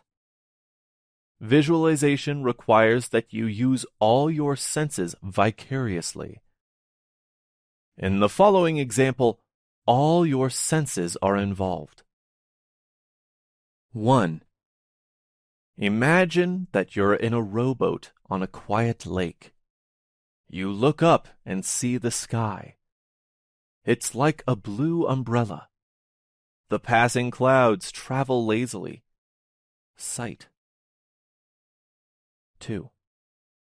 You are lying in the rowboat, which needs no oars. The boat bottom is like cotton. Tactile sense. 3. Listen to the gentle waves splashing against the wooden sides of your boat. You hear them. They are soft and soothing. Auditory. 4. The boat rocks slightly, and some water droplets fall upon your mouth. You lick them, and the water is slightly salty, but not offensive. Taste. 5. Smell the water. It is not like bottled water. It has a touch of something different from life in the sea. It could be salty water, brackish, or somewhere in between. Olfactory. 6. Imagine sirens, those female spirits from Greek mythology. Your version of them will lure you away, but warm your heart with love and peace. Superman. 1. Imagine you are Superman. Take some trouble to fashion your outfit. 2. Create a scenario in which you are rescuing people from distress. 3. Saving them from a sinking boat or removing them from an attacker are good scenarios. Toilet. If your boss or someone at work irritates you, imagine them on the toilet or in another embarrassing position. Switch places. If you're angry with your boss or another at work, imagine that you are the person in authority. Yell at them and tell them what you think about them. Be sure not to carry this back to work. Other outlets for your anger. Some people use punching bags to alleviate anger. That technique only works for some. For others, it only intensifies your anger. Working out at the gym and other activities, such as Pilates, is better. Try to have a pillow fight with your spouse. That not only helps you vent your anger, but evokes humor. Playing sports with your kids provides another outlet, and you will be spending time with your children. However, avoid playing the sports vicariously or pushing your children into performing better. Such raises the anxiety of your children and yours as well. Shoulder relaxation. If you are anxious, you will slowly raise your shoulders as if you sense that another may strike you. This protective movement is barely noticeable, so you need to be aware of it. This subtle relaxation technique will automatically cause you to go into your breathing exercises without thinking about it. Neck rolls and shoulder rolls also contribute to this form of relaxation. Music. Playing music is an acceptable way to calm your anger. Teenagers often play rock tunes very loudly. Have you ever wondered why they do that? Rock music, loud music, and percussion will fill their heads with clamor, which will, in turn, block out some of the reasons for their anger. Unlike the other senses, they cannot turn off their hearing, although you might wish you had the ability. Silence. Most of all, cease talking. Talking will tempt you to blurt out a response that may be harmful to others. It will also upset you when you reflect upon what you said. It really isn't easy being totally quiet in your mind. Your inner voice will drone on and on. Make it stop. That will not only silence you, but it will teach you control. Silence can be useful in the business of self-defense. Some people enjoy needling others or insulting them, as they get a kick out of their reactions. These are angry people themselves, who utilize passive-aggressive techniques to annoy others. They're like puzzle pieces that don't fit anywhere. Those people are nasty because they've been hurt badly in life and want to strike back. Your hands have been bound by their behavior. It takes tremendous patience and courage to do this. Time out. Create a time and place to take a time out. Go to a particular room you consider relaxing. You can always make an excuse to retreat in such a manner. It's also a good time to walk the dog.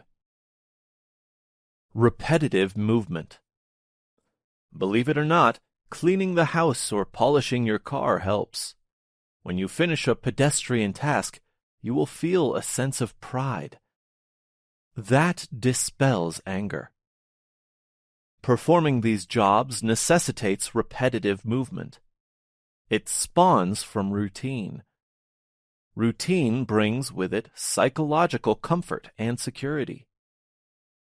A cause. Use your excess energy to create a cause. You can examine your neighborhood and have your neighbors sign petitions to require the town to hire traffic guards to guide children across the streets. Participate in a demonstration. Support a local politician and work in his headquarters. You can work for a charity. You will be touched by the injustices you encounter and use your energy born from anger to try to correct them. Many such projects require volunteers. Doing that kind of work will help you substitute empathy and caring for rage. First aid squads, firefighters, and ambulance drivers serve the sick and those in crisis. You will feel good when you help afflicted people.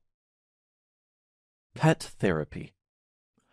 Have you ever seen a fish tank in a doctor's waiting room? There's a reason for that besides keeping people occupied. Watching fish swimming is relaxing and almost has a hypnotic effect. Of course, this also makes the waiting time seem shorter, so it serves a practical purpose for the doctor. Studies have been conducted that have shown a positive correlation between taking care of a pet and reductions in the amount of cortisol in one's system. In addition, pets have reduced loneliness and helped make a person less moody. Studies have shown that petting a dog or cat is pleasing to your tactile sense and increases the level of oxytocin, a pleasure hormone. When they eat, it also brings pleasure. The responsibility of caring for a pet is a distraction from sickness or pain. Of course, getting an animal who is relaxed and good-tempered is necessary. Eating. When an anger-stimulating event occurs, many people are drawn to eating. By nature, eating is an aggressive act. It involves biting, cutting, tearing apart a piece of food, like meat, and chewing. It is a way to dispel aggression. Select protein and avoid saturated fats. Of course, watch your caloric intake and avoid overeating. Mindfulness. John Kabat-Zinn, professor emeritus at the Massachusetts Medical School, founded the practice known as mindfulness in 1979. He had visited India to learn of their techniques and adapted them to the Western world. Mindfulness is an awareness of the here and now. It's the angelicized translation of the Indian word subhuti, and is one element in the Buddhist Eightfold Path to enlightenment and wisdom. The here and now is never static, because the world is never static. His techniques were enormously effective. Below is an exercise mimicking Kabat-Zinn's methodology. 1. Find a comfortable place to sit. 2. Imagine yourself on a beach. Listen to the sounds outside. Don't try to identify them. 3. Imagine that the objects causing the sounds you heard are slowly being sucked into the sea. 4. If you hear an incongruent noise, immediately dismiss it. 5. Breathe in and count to the highest number you can. 6. Hold your breath. 7. Slowly exhale. 8. Those thoughts that intruded your mind before will bombard you again. Dismiss them as before. 9. Return to your beach. 10. Hear the tide ebb and flow. Rise slowly and leave your chair. Mindfulness Meditation 2. 1. Go outside on a clear, starry night. Lie on a lounge chair. 2. Look up at the sky overhead. 3. Do not analyze it. 4. The sky is like an overhead umbrella all around you. 5. You are part of the universe, a small but essential part of the universe. 6. Rejoice that your heart is still beating. 7. Dismiss any noises. The sky is serenely silent. 8. Some stars blink their hello, which is beautiful. 9. Rest for a while and stare at the sky. 10. You are in here and now. 11. You are among the members of the universe. That is where you belong. 12. Return to your activities, but carry the peace of the heavens with you. Magically, it will stay with you for quite some time. MSBR stands for Mindfulness-Based Stress Reduction. It is what Jon Kabat-Zinn used with patients who are suffering from pain. The conscious mind, located in the brain's prefrontal cortex, can concentrate on one thing at a time. It distracts you. Nature meditation. Nature moves as slowly as the cotton clouds across an azure sky. Yet it is you who are moving. Where are you going? To the east, to the east. Look at the treetops swaying in the breeze. Very slowly, they grow upward, sucking in the sunshine. Listen to the cars on the road. Imagine that the sound of the tires is a river, ebbing and flowing like the tide. Listen to the birds. They are free and go where they please. No one can control them. Your mind can fly too. Let it go wherever you wish. No one can hear your thoughts, and no one can control your mind's flight. You are part of this world, but you are not of this world. Relaxation and diet. Relaxation. In Caesar's time. Eating is a form of relaxation. During the American Civil War, both sides would stop for meals. They would retire in their tents or on the field and eat. Romans used to dine in recliners while they ate. The food was served banquet style. The poorer Romans ate their food, mostly soups and stews, cooked over grills outside. They lay on their bellies while holding their heads up. As it was with the elite, they relaxed while eating. It wasn't until the 7th century that people began to sit on chairs. In modern times, a session in the war room is devoid of food. Although it may be preceded or followed by a dinner, cabinets aren't full of condiments and dry goods. The rooms are strewn with computers, wires, and cables. Occasional bottles of water sit around, most half full. Yoga. Yoga isn't just a practice of body positions. It's concentration, not on thoughts or feelings. Mentally, you are in a state of awareness and assurance. It's like mindfulness. You will need to detach yourself from the cares of the day. Focusing on the body positions alone will help you do this, but it is insufficient. Remain aware of your senses and feel the stillness of your mind. You must remain mindful of your immediate environment, but detach your awareness and senses from what is around you. Note that you will feel neither pleasure nor pain. Shrink your environment.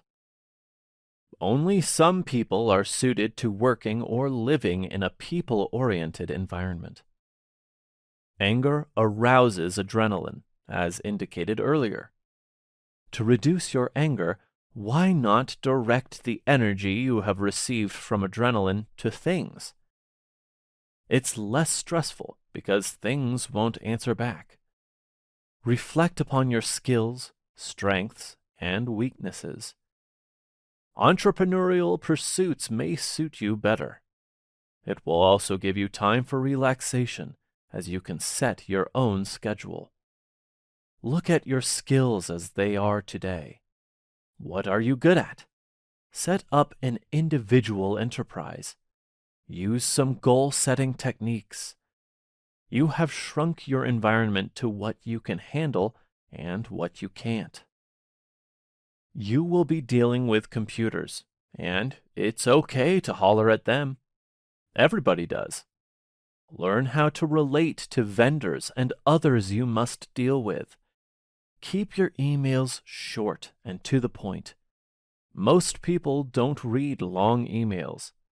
On the telephone and in person, speak slowly at a low pitch. Don't swear. If you can, find a house more isolated. If not, keep to yourself as much as possible. However, learn who your neighbors are and memorize everyone's name. Recall the advice of Dale Carnegie, who said that the sweetest sound anyone can hear is their own name. Avoid toxic people who may set you off. If you are unhappy with your job and become angry nearly all the time, it's worth it to consider another job. The above advice is the flight response to anger. It is okay in this circumstance. You can handle just so much. The reason. Reflect on your past life. Buried somewhere in your past is a cause for your anger. You know you are discontent. Issues in your past have set the stage. What are they? Maybe you had overly strict parents.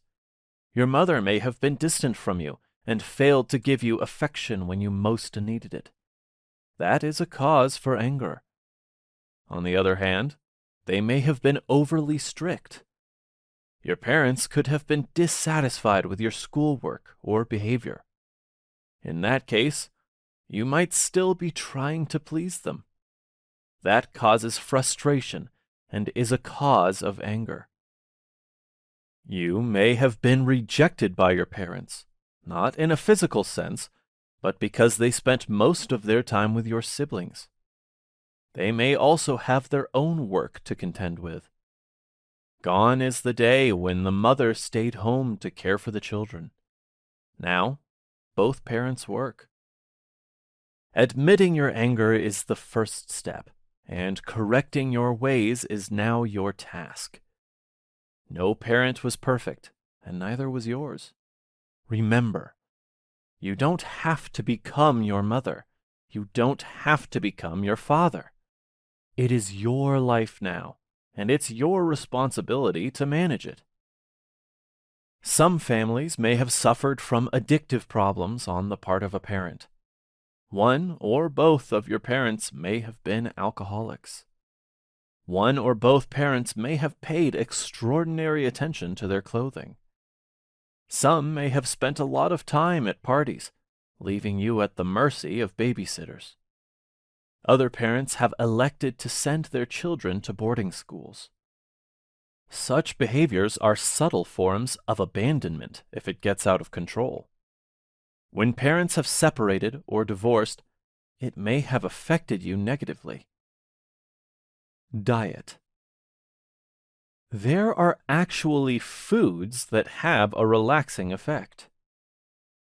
Turkey. Turkey is a long-respected food to calm you down. It is naturally endowed with tryptophan. It also contains niacin, which induces the physical production of serotonin.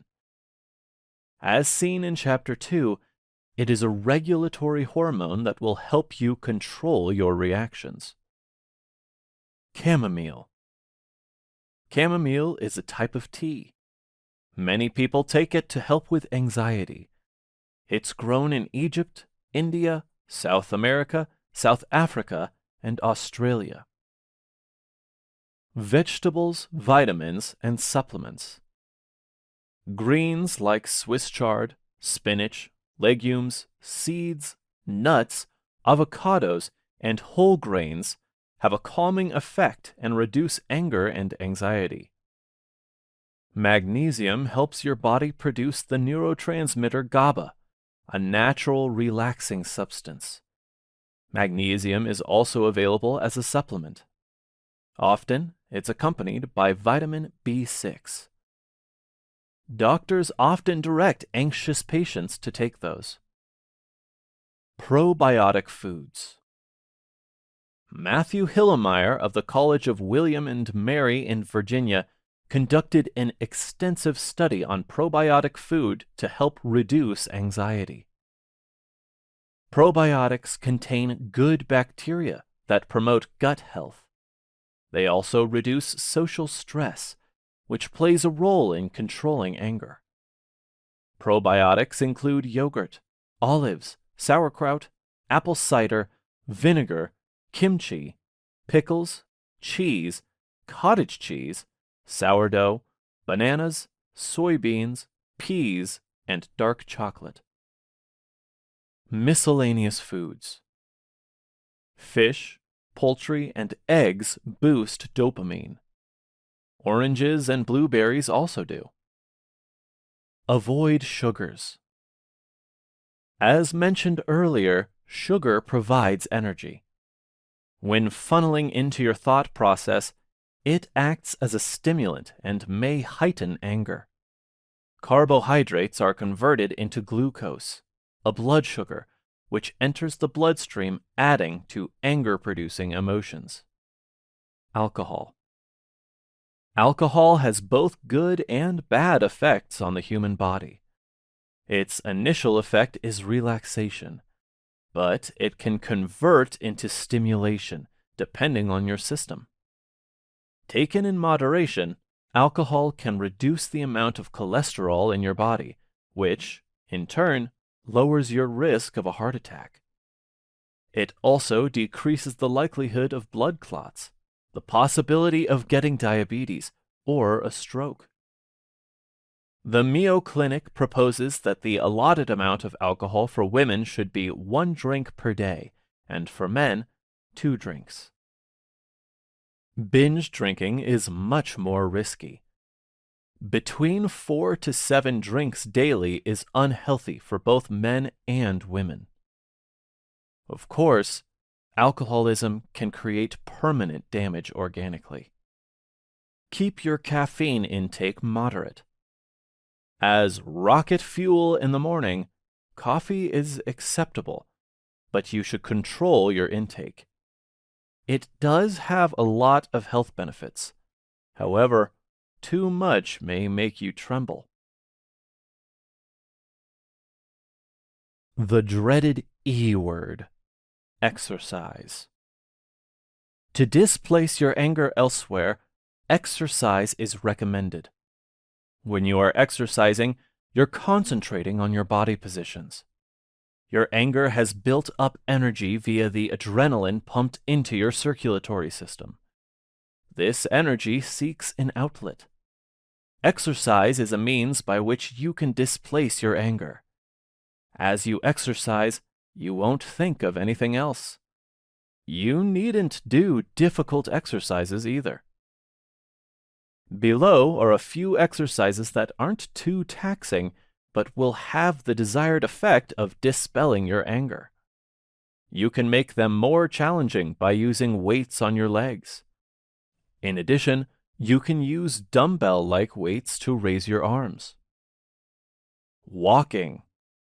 Walking has been recommended for years and can be used by everyone who is mobile. It raises your heart rate and your blood pressure. However, this activity won't reach a crisis level. In a 6-year study conducted by Harvard University, endorphins, pleasure hormones, were released and sent around the body. Exercise routine number 1.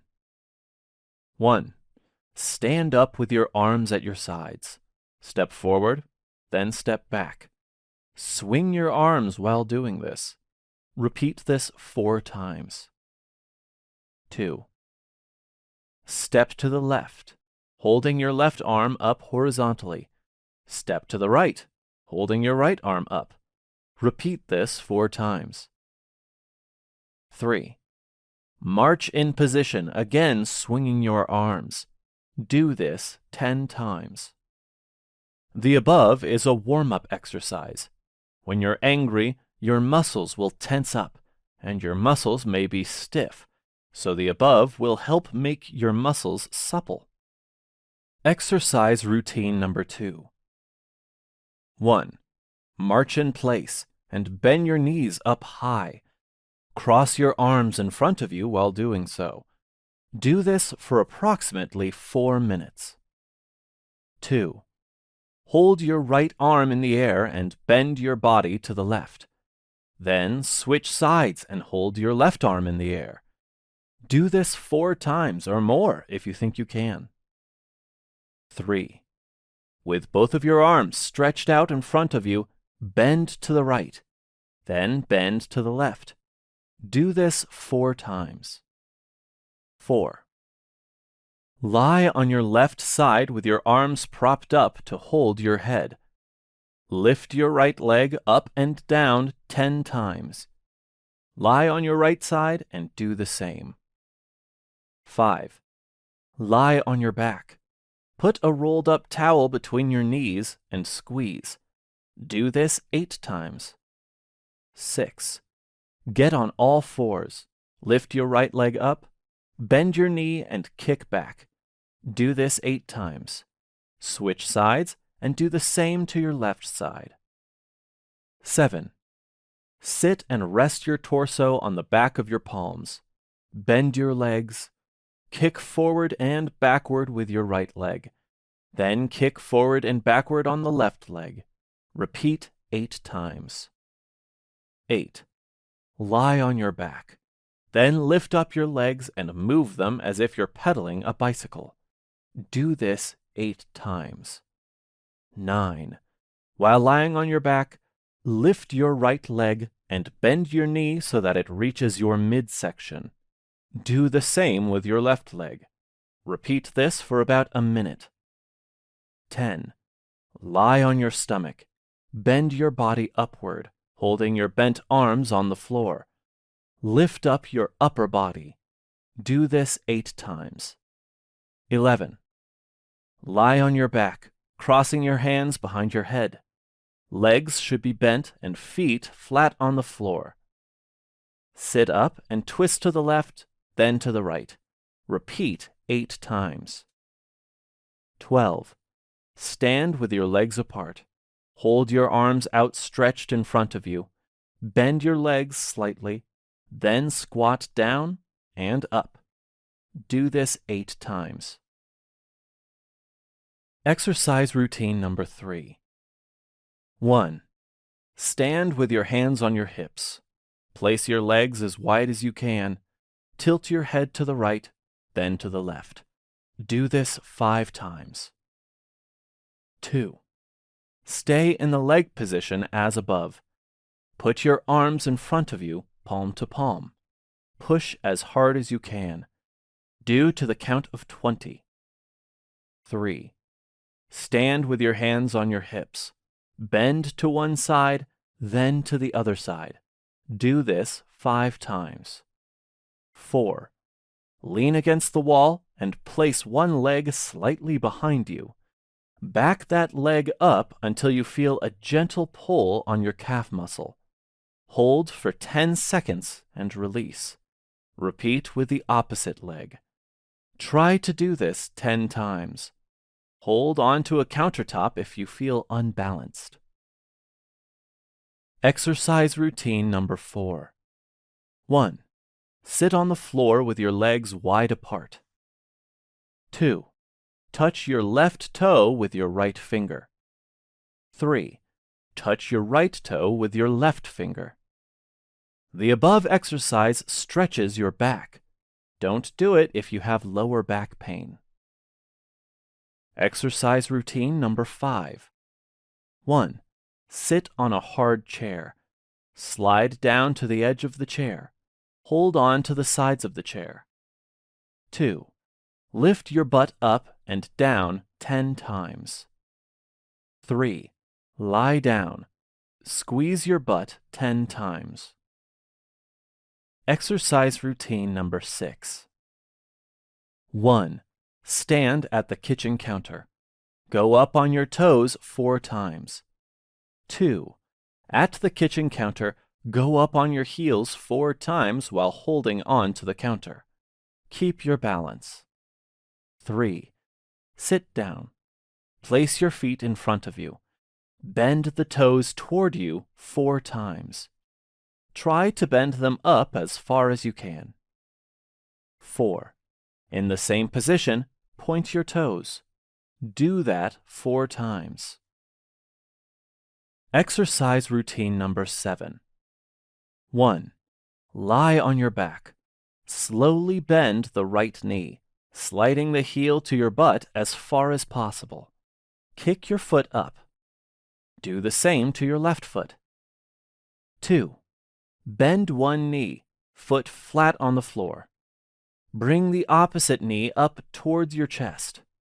Do the same to the other knee. 3. Stand up. Move your right leg out to the right as far as possible without losing your balance. Move to a standing position. Move your left leg out as far as you can. Repeat this 10 times. Exercise routine number 8. 1. Sit up straight. Put your right leg out, resting on the floor. Turn the foot to the left, then to the right. Do it 10 times. 2. Put your left leg out and do the same. 3. Put out your right leg and circle the foot to the right and then to the left. Do this 10 times. Then put out your left leg and do the same. Conclusion.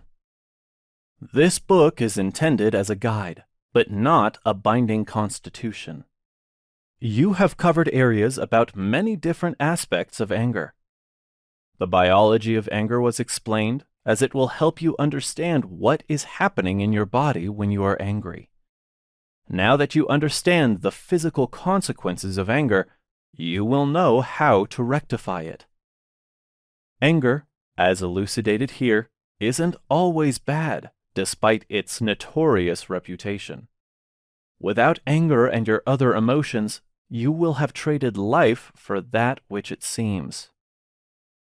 Mild and more demanding techniques and tips for controlling your anger were delineated here for your consideration and practice. They are creative and unlike others you've seen. Try various ones to determine which ones suit your lifestyle. You have been encouraged to use your whole body to learn anger management and relate to others in a gratifying way. Learn the skills to be happy with yourself. If you can master the techniques herein explained, it is guaranteed to increase your sense of self-esteem and merit the esteem of others. You deserve it. Introduction. If you've come across this book, you've probably been up against a difficulty of some kind. Cognitive behavioral therapy might be the solution you've been looking for, whether the issue is an emotional one, like generalized anxiety, a behavioral one, like avoiding crucial responsibilities, or a cognitive one, like misguided or self-limiting thinking. People who receive cognitive behavioral therapy, or CBT, can develop the skills to deal with life's difficulties. CBT, the most effective treatment for a wide range of issues, including anxiety, depression, OCD, anger, phobias, eating disorders, substance addiction, assertiveness, shame, avoidance, procrastination, and relationship issues, has been demonstrated by an overwhelming body of research over the past 2 decades. CBT helps patients maintain their health long after therapy because it teaches them how to solve their problems by learning and using new skills.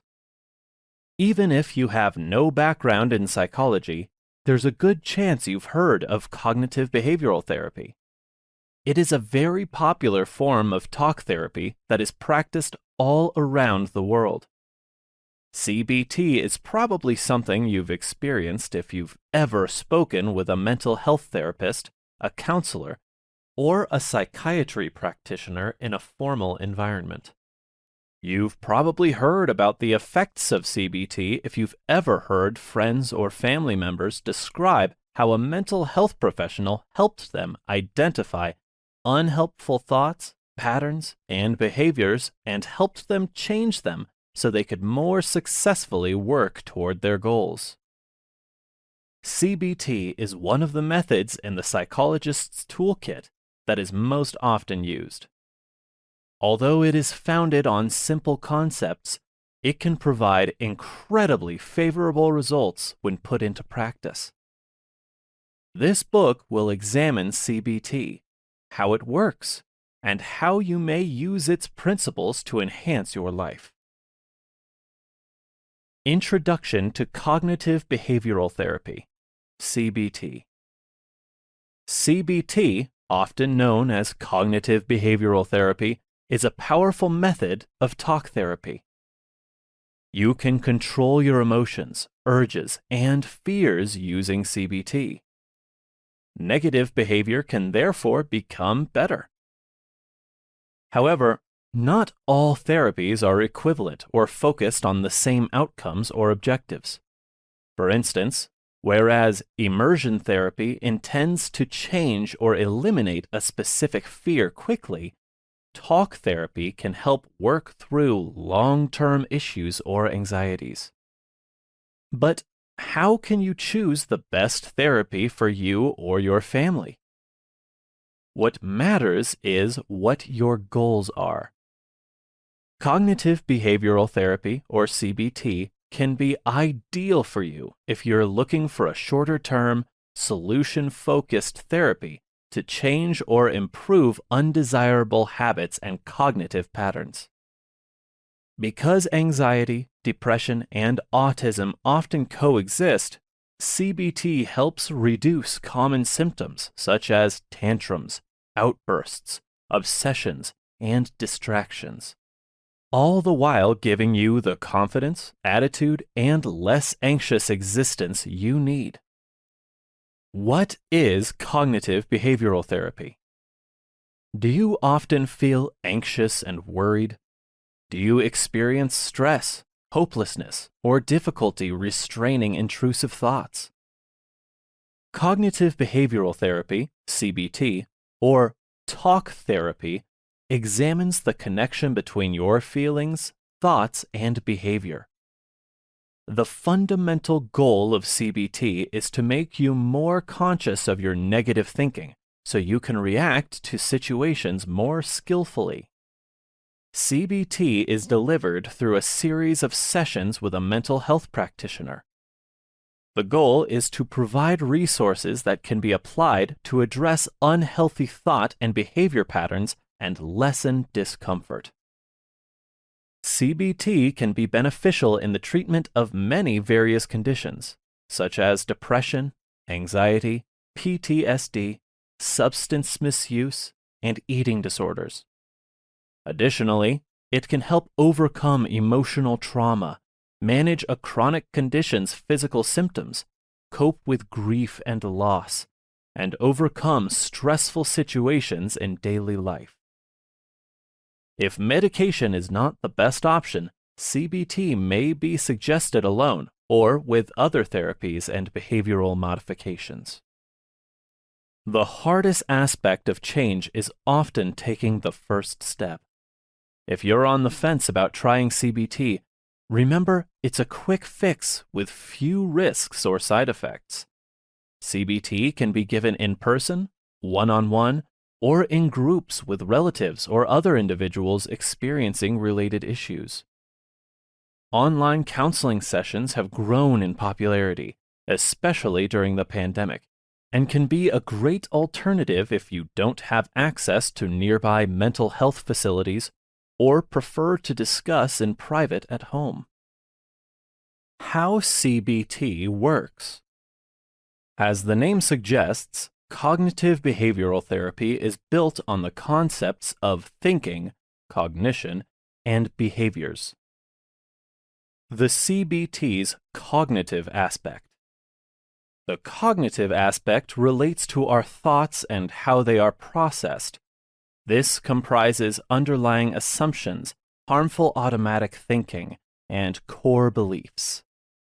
Negative core beliefs are generally founded on childhood events and are learned early in life.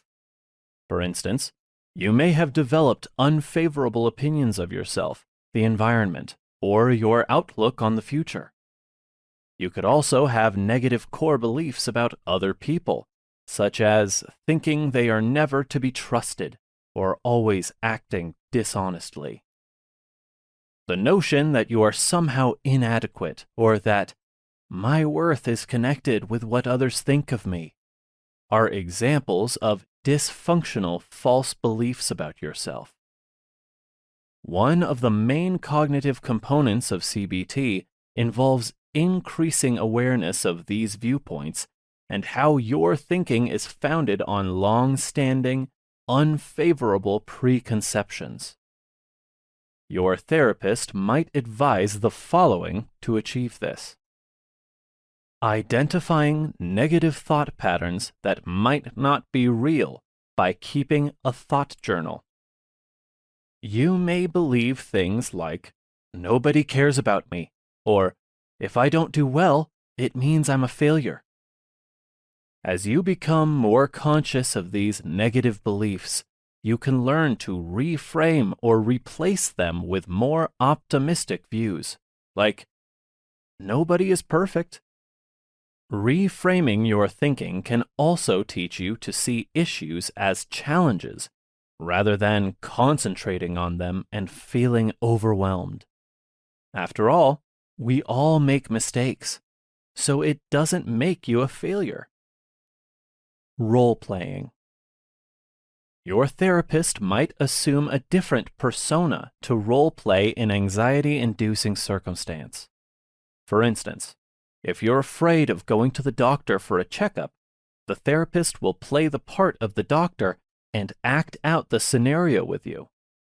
This will eventually help you gain confidence and determine the best action to take in similar circumstances. You'll have a less stressful encounter the next time you visit your doctor because you've previously resolved the problems causing you to feel anxious or fearful. The CBT's behavioral aspect. The behavioral aspect of CBT is most often applied to anxiety-related disorders. This typically entails scheduled activities. Developing a daily plan can make it appear more manageable, make better decisions, and feel less anxious. You can improve your mood and attitude by scheduling things you enjoy, whether going for a leisurely walk, joining a neighborhood club, hanging out with friends, or visiting a museum. Graded task assignments can lessen procrastination and indifference and get through anxiety-inducing circumstances. The first step can be choosing which friend to go with if you're planning an outing with friends to see a movie but are feeling apprehensive or sad. The next action could be calling your friend and selecting a movie to view. The final action would be to follow through and take your friend to the theater. Testing out predictions that make you nervous. These kinds of tasks are gradually introduced so that you can eventually learn to cope with worry. For instance, if you're afraid to leave the house, you might be advised to stroll down the street and see whether anything unpleasant happens. This method can help address avoidance habits that keep you from confronting your anxieties. To reduce anxiety or stop a panic attack, learning relaxation and breathing techniques can be quite helpful. Deep breathing exercises and mindfulness meditation are powerful tools for reducing stress, concentrating on the here and now, and disengaging from intrusive or unfavorable thoughts. When you're feeling nervous, your therapist can advise using relaxation techniques or guided meditation. What can CBT help with? CBT has been successfully used to treat a variety of mental health issues. The following are a few of the most typical conditions it is used to treat. Depression. CBT was first created to treat depression and is still one of the most popular therapies for the illness today. Computerized CBT has also been developed for people with depression to treat themselves at home. The treatment process enables the identification of any depressive thoughts and their replacement with more correct, sensible ones. Additionally, it helps identify any behavioral adjustments that can elevate your mood. For instance, people with depression often struggle to get out of bed in the morning and withdraw from friends, family, and past interests. With the aid of CBT, you can progressively improve these aspects of your life in a way that seems doable. Anxiety. CBT is one of the best types of therapy for anxiety. Numerous forms of anxiety, including phobias, social anxiety, and panic disorder, can be treated with it. The thought-challenging component of CBT is essential for treating anxiety because cognitive distortions, such as catastrophizing or focusing on the worst-case scenario, are often to blame for the increased sense of anxiety. Gradual exposure, or progressively confronting your concerns rather than avoiding them, is a common part of the behavioral component of CBT for anxiety. Gradual exposure helps you to control and lessen your fear at each stage.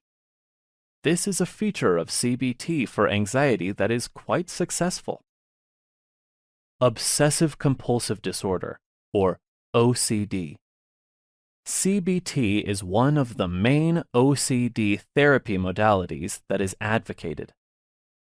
Understanding what motivates your unwanted, intrusive thoughts and routines will help you learn to respond differently in therapy, which will eventually lead to a decrease in their frequency. People with OCD can benefit from CBT by challenging their behavior and understanding the thoughts fueling compulsive behavior. It poses the questions: what would happen if you didn't give in to your urges? Your CBT therapist could gradually push you to question this concern. For instance, if fear of contamination causes your OCD.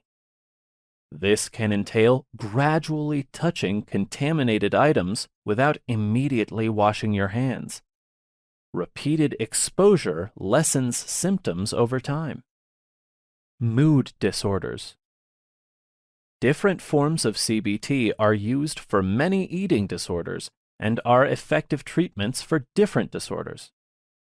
It is typically the first line of treatment for binge eating disorder and bulimia nervosa, since it is one of the most successful methods for treating these disorders. Treating anorexia nervosa typically takes a multidisciplinary approach and is more complex. However, CBT is among the most frequently advised forms of treatment and plays a significant role. Schizophrenia. Psychosis, which involves delusions or hearing voices, is often experienced by people with schizophrenia. These symptoms can be very stressful, since stress has been shown to exacerbate schizophrenia symptoms. CBT can break this vicious cycle, helping patients manage their signs and improve their quality of life, particularly when utilized soon after an accurate diagnosis. What are the benefits of CBT? When we talk about treating mental health disorders, CBT has several advantages over other types of therapy. It offers people hope for their situation. Due to the nature of mental health problems, victims often have negative views about the future. It can be hard to envision a future in which your sickness won't affect you. CBT changes this by giving them hope. It accomplishes this by enabling individuals to recognize how fallible our thoughts can be. They often don't correspond to what's likely to occur in actuality. We can develop our minds to consider new options when we learn to challenge our thoughts. there is potential for drastically varied outcomes in life. It helps in elevating one's sense of worth. Low self-esteem is connected to several mental health problems. This reinforces the vicious cycle in which negative ideas affect behavior, and vice versa. However, CBT can break this pattern and give you more self-confidence. Your entire belief system changes as you begin to comprehend how your thoughts work and how you may influence them. This also applies to how you see yourself. It can help with relaxation. The behavioral component of CBT teaches us how to manage our reactions to our symptoms. This often entails employing a range of relaxation techniques to train calmer reactions. By doing so, we can control how we react to stimuli and lessen symptoms. It cultivates more logical mental patterns. Gaining control over our thoughts is the major benefit of CBT. Cognitive distortions are common and often occur naturally and without conscious thought. Our cognitive processes might change if we challenge and replace negative thoughts. You can think clearly and assess the best course of action in challenging circumstances, since you no longer allow negative thoughts to rule your mind. To sum up, cognitive behavioral therapy, CBT, is an incredibly beneficial talking therapy. It may not be appropriate for everyone or require further therapy treatments for the greatest outcomes, but it's often a good place to start. Unraveling anxiety disorders. We have all faced some type of worry or anxiety, whether it was butterflies in the stomach or the "I'm going to puke" panic before giving a presentation in front of the class. Here, we'll talk about anxiety, its origin, and how CBT can help you manage your symptoms. What is anxiety? Anxiety is only the body's stress response. Your brain works non-stop to keep you alive and safe. It is constantly and unconsciously searching your surroundings for dangers. It will compare the present and the past in search of evidence that it might pose a threat.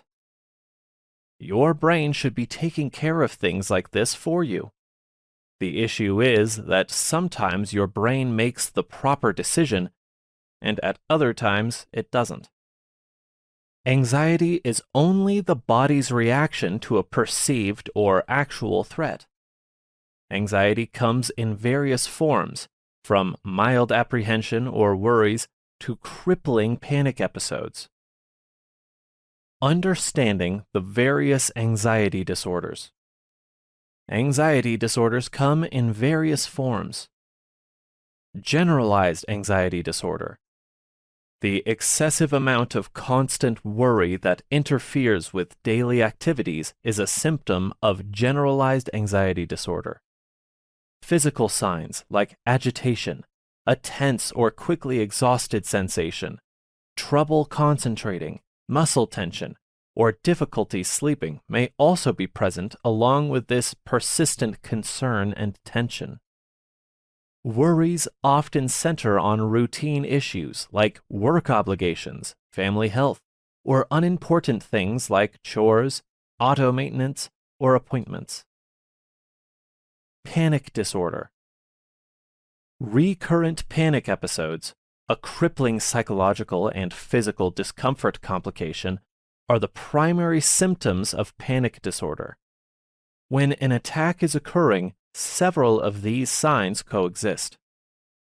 Palpitations, a pounding heart or a rapid heartbeat, sweating, trembling or shaking, a feeling of being out of breath or being choked, chest pain, feeling faint or dizzy, hot flashes, nausea or abdominal pains, feeling detached, a fear of losing control, a fear of dying, etc.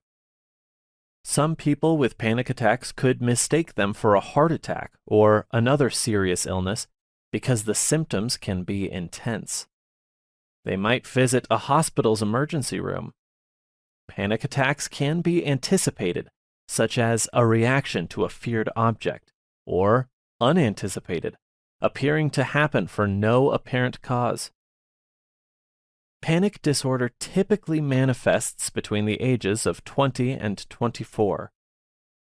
Panic episodes can coexist with other mental illnesses like depression or PTSD. Phobias, specific phobias. Specific phobia refers to an overwhelming and ongoing fear of a particular thing, circumstance, or activity that is typically not harmful. Patients are aware of their devastating fear, but cannot get over it. Some people may try to escape their anxieties because they are so distressing. Examples include the fear of public speaking, flying, or spiders. Agoraphobia. Agoraphobia is the fear of being in circumstances where leaving would be awkward or difficult, or getting help might be difficult in the event of panic attacks. The worry is excessive compared to the situation, lasts a minimum of 6 months, and interferes with daily functioning. Using public transit, being in open areas, being in confined spaces, waiting in line, or being in a crowd, or going outside alone are all situations where an individual with agoraphobia experiences this fear. The person actively avoids, needs company, or endures the encounter while experiencing great fear or anxiety. An individual may no longer be able to leave the house if agoraphobia is left untreated. If the fear significantly interferes with everyday activities or is extremely upsetting, a person may be diagnosed with agoraphobia. Social phobia, often known as a social anxiety disorder. An individual with a social anxiety disorder experiences intense worry and discomfort around others, and risks being rejected, looked down upon, or embarrassed. Individuals with this condition will try to avoid or deal with the circumstance anxiously. Extreme phobias of public speaking, meeting new people, or eating or drinking in front of others are typical examples. The worry or anxiety lasts for at least 6 months and interferes with daily functioning. Separation anxiety disorder. An individual with a separation anxiety disorder has excessive anxiety or worries about being separated from people to whom they are attached. The emotion remains for at least 4 weeks in children, and 6 months in adults goes beyond what is reasonable for the person's age and interferes with daily functioning. Someone who suffers from separation anxiety disorder might constantly worry about losing the person they care about the most, be reluctant to leave the house, or refuse to spend the night apart from them, or even experience nightmares about being separated. Although physical signs of discomfort often appear in childhood, symptoms can persist throughout maturity. Selective mutism. Although they talk in other situations, children with selective mutism do not communicate in specific social settings where it is expected that they do, such as school. They will talk while their family is present at home, but they often keep quiet when others, like close friends or grandparents, are there. Although children with this disorder occasionally use non-spoken or non-verbal ways, e.g., grunting, pointing, writing, the lack of speech may hinder social communication. In addition to hurting communication skills, silence can cause social isolation and intellectual difficulties in the classroom. numerous kids with selective mutism also have significant social anxiety, social shame, fear, and excessive shyness. However, they often possess typical verbal abilities. Usually starting before age 5, selective mutism may not be properly recognized until the child starts school. Selective mutism is a condition that many kids outgrow. Selective mutism in kids with social anxiety disorder may go away, but the symptoms of social anxiety disorder may still be present. Identifying the root causes of anxiety. Anxiety affects people differently, and its origins can be difficult to understand. There is a complicated and reciprocal relationship between anxiety and all environmental and social elements.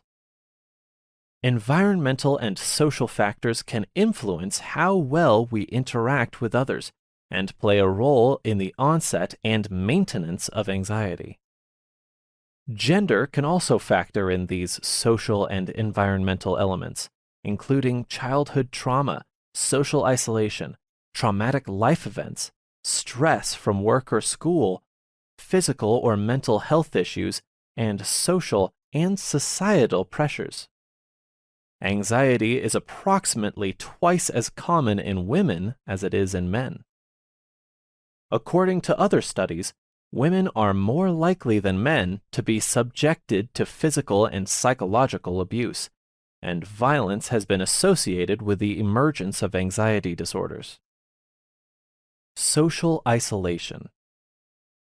Comparatively to individuals who report having positive social ties, people who experience social isolation or loneliness often have fewer or lower quality social contacts. Social isolation can make it challenging to strike up conversations with people, which often results in emotions of rejection and insecurity.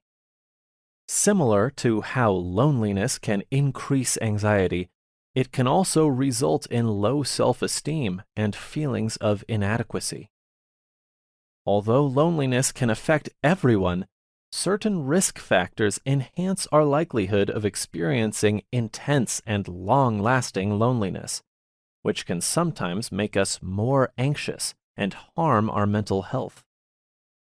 These include having a long-term health condition or impairment, being unmarried, jobless, living alone, being between the ages of 16 and 24, being a caretaker, being from a minority ethnic group, being LGBTQ+, etc. Traumatized childhood. The repercussions of childhood trauma, such as physical, emotional, or sexual abuse or neglect, can last a lifetime. People who experience trauma as children are more likely to have anxiety.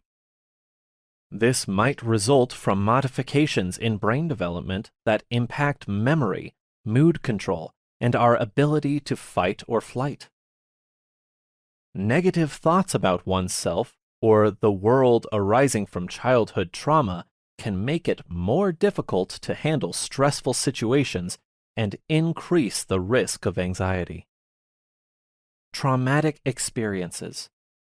Unpleasant experiences in life can also exacerbate anxiety. These things upset our sense of security or well-being and have a big emotional impact on us. A car accident, physical assault, or other traumatic events are examples of negative life events that, for some people, can cause anxiety. Job insecurity or an excessive workload can also raise anxiety levels. Divorce or the end of a significant relationship is another negative life event that can cause anxiety. Societal pressure. People pressured to conform to societal or cultural expectations, standards, or norms may experience stress or anxiety. For instance, idealizing a perfect body can cause concern about one's looks and dissatisfaction.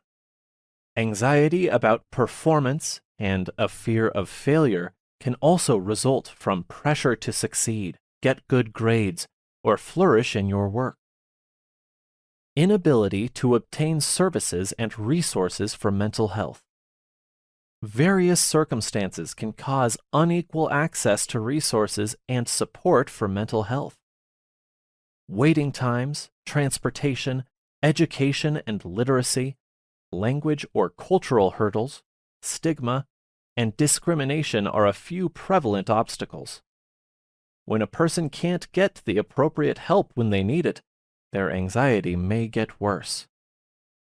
The CBT approach to managing and overcoming anxiety. After identifying harmful thought and behavior patterns, CBT therapy will concentrate on imparting knowledge to enable patients to replace these patterns with new, more beneficial ones. The primary focus of CBT therapy is usually finding solutions, and the therapist collaborates closely with the client to do this. Here are a few typical CBT methods for treating anxiety symptoms. Psychoeducation for anxiety. CBT will offer psychoeducation to the client regarding their specific anxiety issue, how symptoms arise, how they are perpetuated, and the suggested course of action for any disorder. Depending on the complexity of the circumstance and the patient's understanding of their fear, this treatment stage may require a few minutes or sessions. Pattern recognition. CBT therapy aims to improve functioning while reducing symptoms by changing thought and behavior patterns. Early treatment often focuses on helping clients identify these patterns and determine how to stop them before they become troublesome to support achieving that objective. Assignments for CBT pattern monitoring often urge clients to keep a journal of their thoughts they have during the day, particularly when they feel stressed or anxious. For example, any what-if thoughts that make them feel more anxious. Their feelings and how intense those feelings are. For example, mild apprehension versus total panic. When feeling nervous, one's actions and reactions, as well as any negative or positive results that may follow. For example, observing that avoidance reduces anxiety in the short term, however, raises anxiety in the long run. Conditions, either internal or external, that elicit particular thoughts, feelings, and actions, such as anxiousness brought on by particular social situations or when contemplating the unknowable. Thought stopping. Once clients know their patterns, CBT therapists can teach them particular techniques to break up and replace some behaviors. Many CBT techniques concentrate on helping clients interrupt troublesome cognitive patterns, but some also concentrate on helping clients interrupt unhelpful behavioral habits. Once these patterns are disrupted, the client learns how to replace them with more advantageous ones. The ability to stop thoughts entails giving them a verbal or visual mental command to halt whenever unproductive ones arise. Someone can use the word stop or no, or they may visualize the image of a stop sign when they relive a humiliating incident or worry about something that hasn't yet happened. Reframing thoughts. Reframing is a skill that entails stopping an unproductive thought and attempting to reframe it more beneficially. For instance, a person can reframe a worry about an impending doctor's appointment by considering how it might improve their health. Reframing can help people change their thinking to feel less anxious and respond more effectively when a person's thinking has become overly emotional. reframing aids in reintroducing more logical thought habits. Those who struggle with their self-esteem can benefit from reframing their thoughts. When undergoing this approach, the subject questions a certain self-perception to determine whether it is accurate. Challenging thoughts. By listing evidence that the thought is true or false, or evaluating plausible alternative explanations, one can challenge a thought to see if it is accurate. Challenging anxious thoughts might help lessen anxiety and unreasonable and impulsive judgments in times of stress or worry. For instance, one typical CBT technique for addressing illogical thinking is to list the facts supporting and refuting a certain notion or assumption. This ability can help people recognize when their thoughts may be skewed due to their fear, as opposed to accepting them as fact. Exposure tasks. Exposure tasks are often advised to limit avoidance, reduce anxiety, and boost confidence in anxious people, since they tend to avoid situations that make them uneasy. Exposure exercises entail gradually exposing oneself to dreaded circumstances and progressing to more deeply feared and avoided circumstances. For instance, a person who is averse to public speaking can begin by rehearsing in front of 1 or 2 friends before moving on to a small group at work. To help their clients get ready for these exposures, CBT therapists often teach their patients relaxation techniques like deep breathing or muscular relaxation.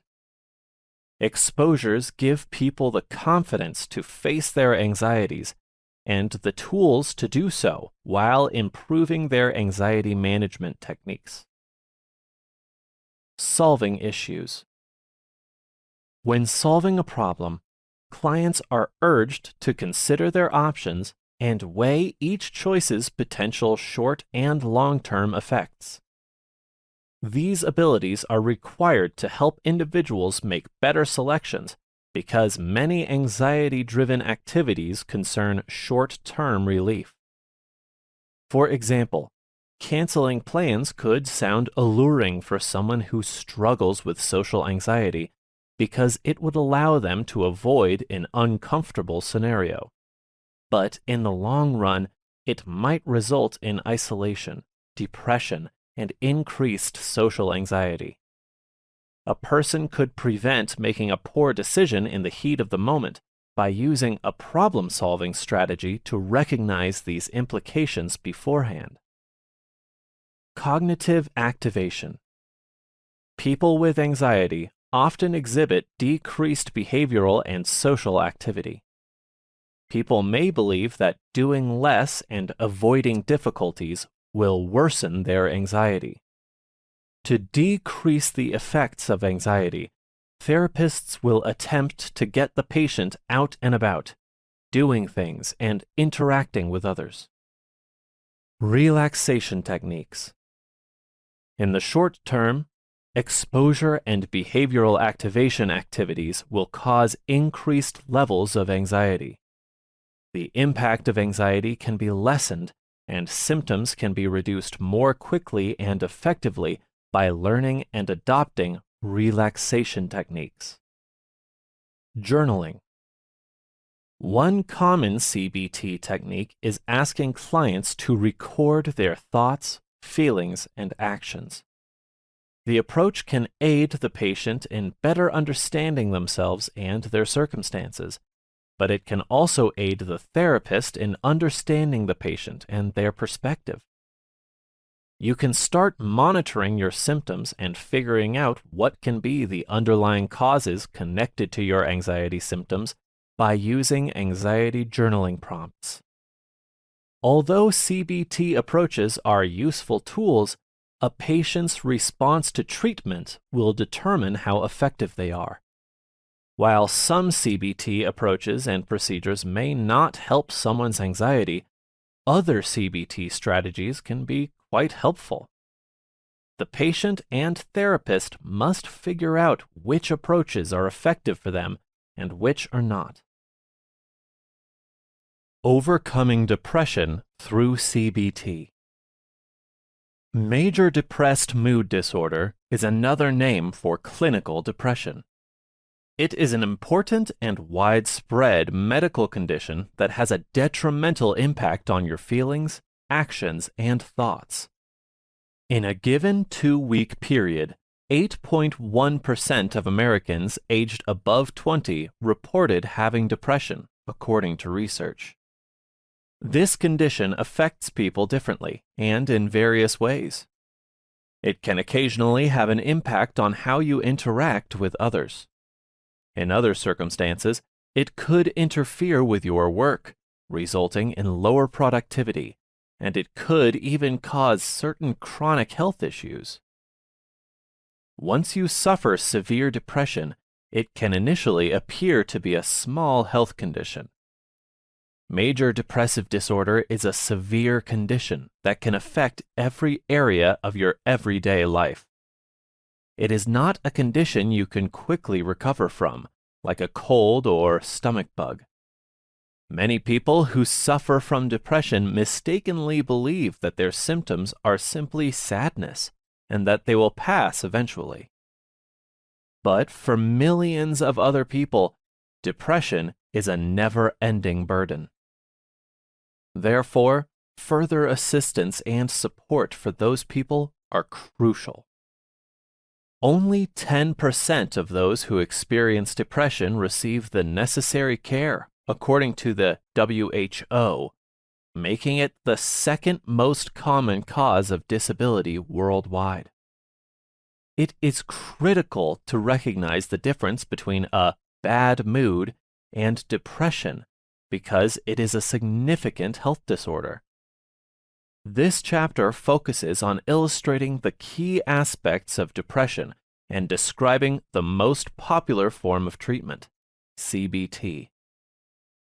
What is depression? As was already established, depression is a serious mood disorder and a medical condition that can significantly impact your thoughts, behavior, and emotions. It results in depressive moods, a loss of interest in formerly enjoyable activities, and several physical and psychological issues.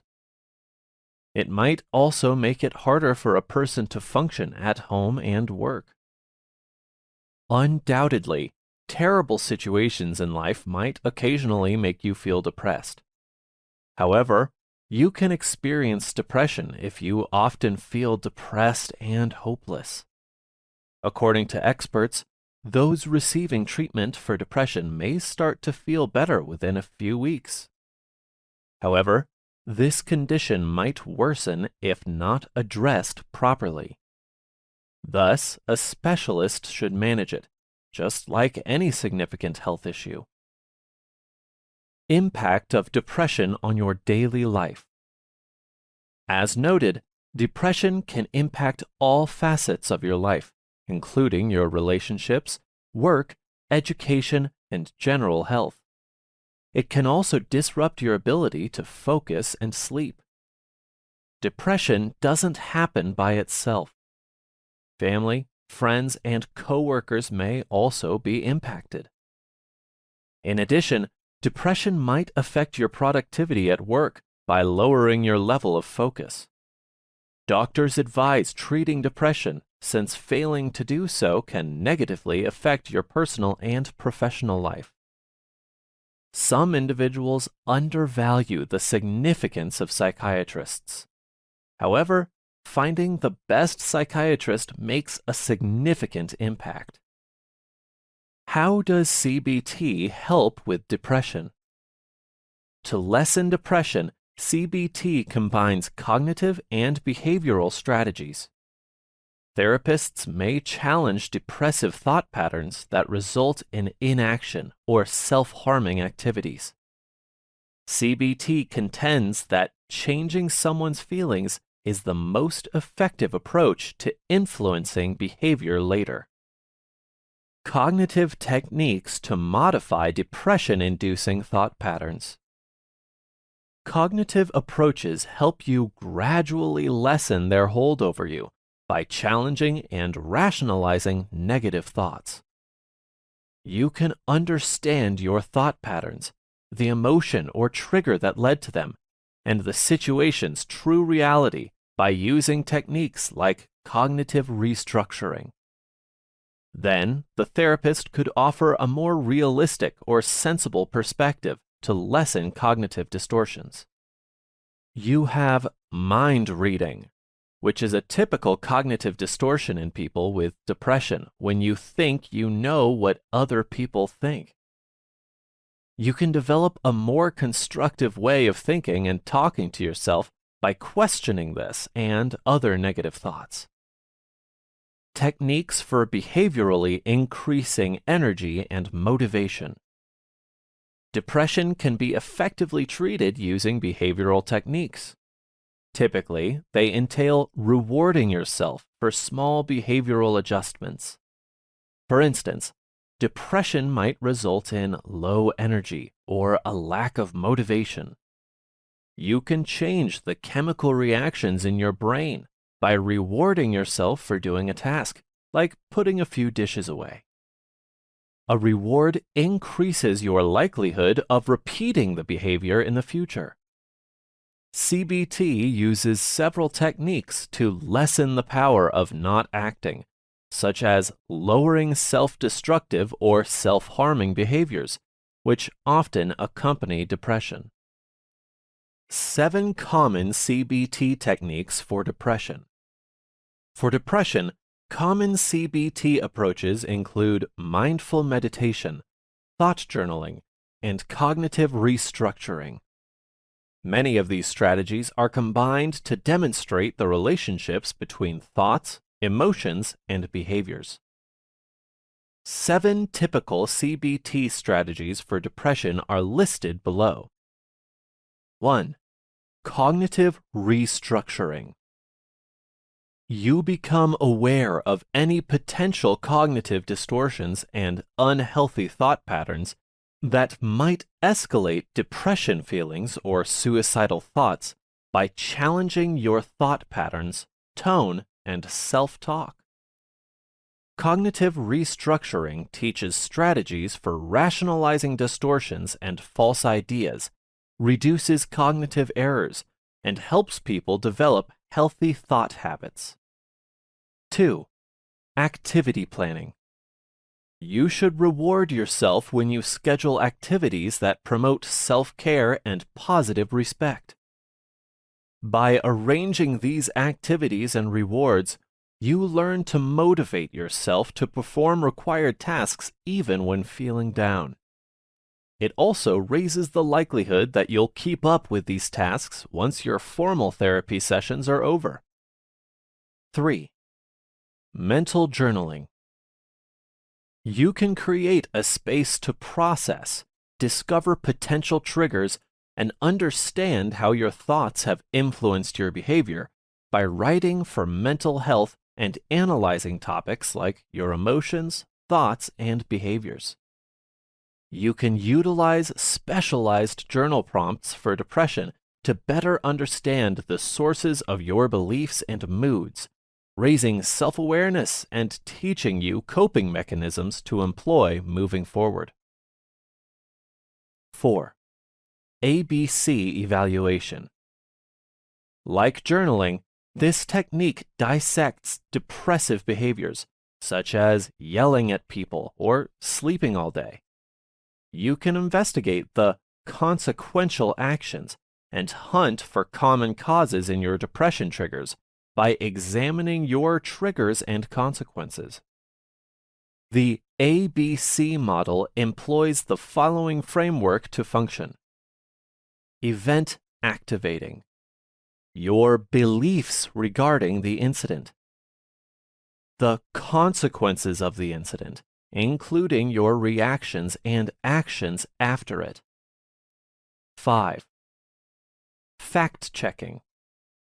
Fact-checking motivates you to examine your beliefs and realize that, even though you might be mired in a depressing or detrimental thought pattern, your feelings drive these opinions, such as, "I am a failure."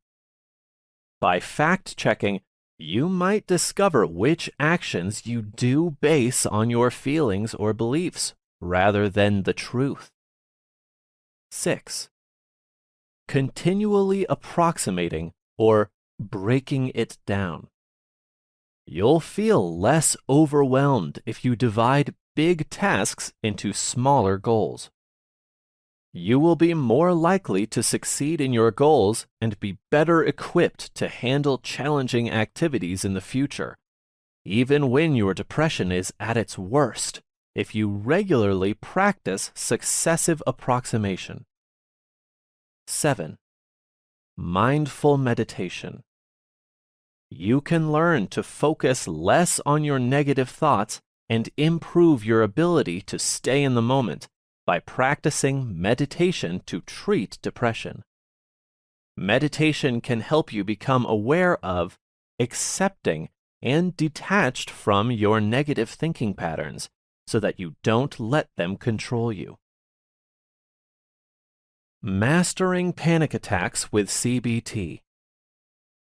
A panic attack is a quick bout of great fear that results in significant physical symptoms when there is no immediate danger or obvious reason. Panic attacks can be terrifying.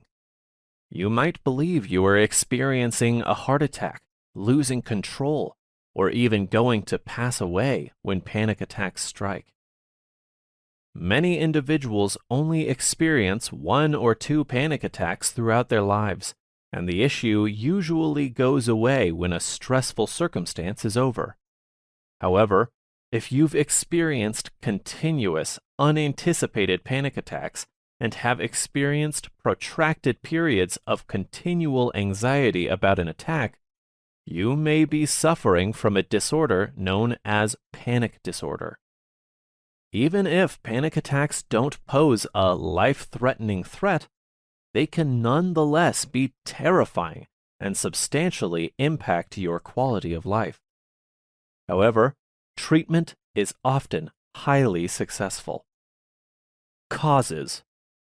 Although the cause of a panic disorder or panic attacks is unknown, some possible contributing factors include genetics, intense stress, a temperament more prone to negative emotions or sensitivity to stress, and certain alterations in how specific brain regions work.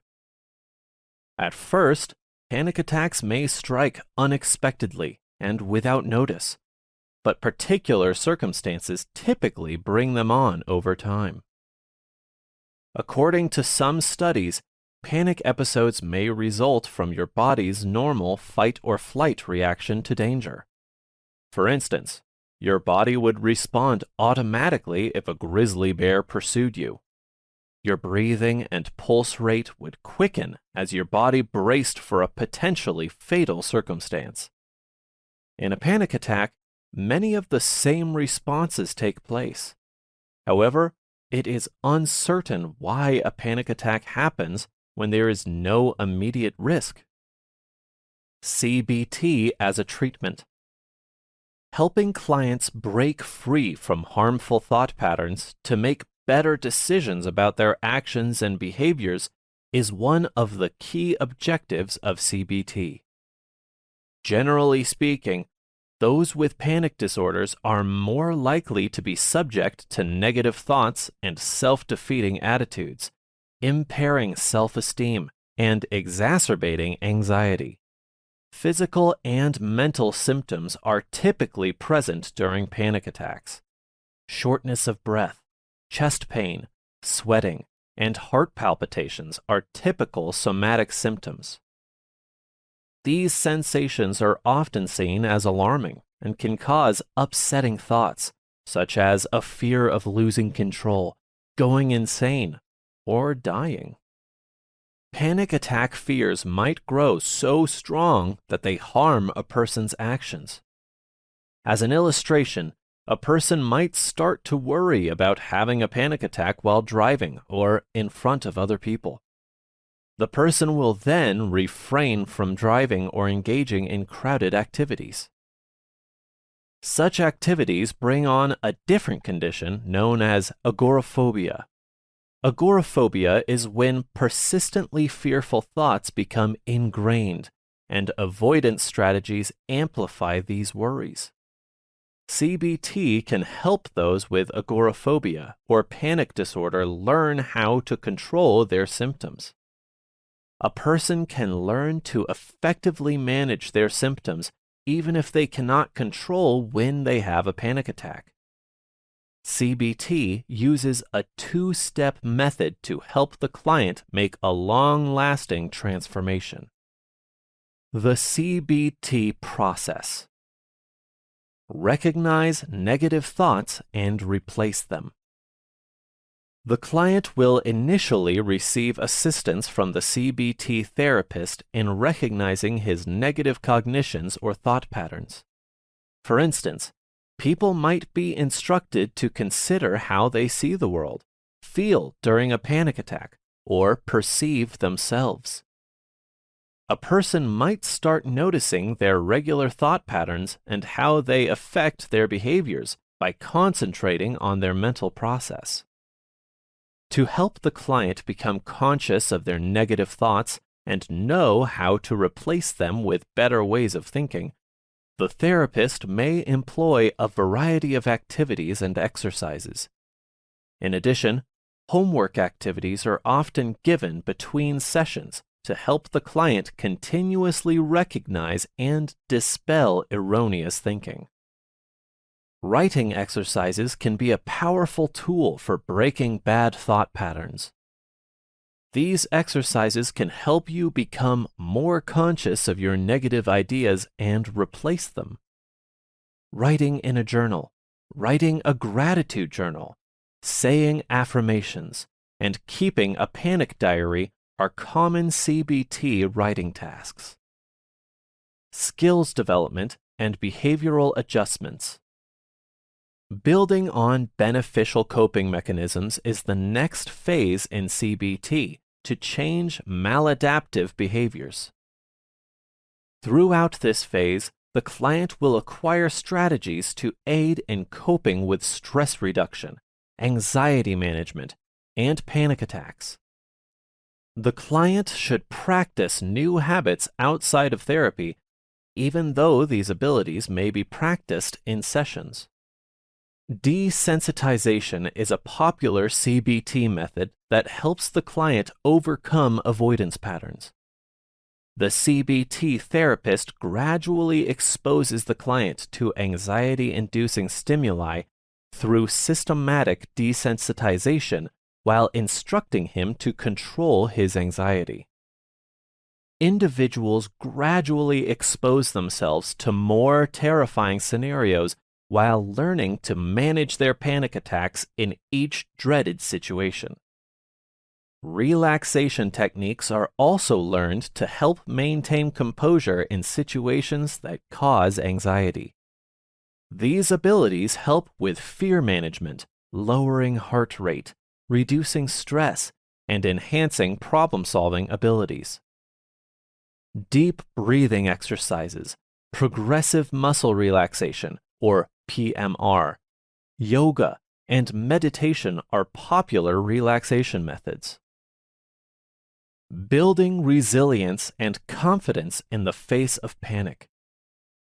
If you tend to be more sensitive to emotional suffering, it's critical to avoid seeing your trouble managing hardship or adversity as some sort of character flaw.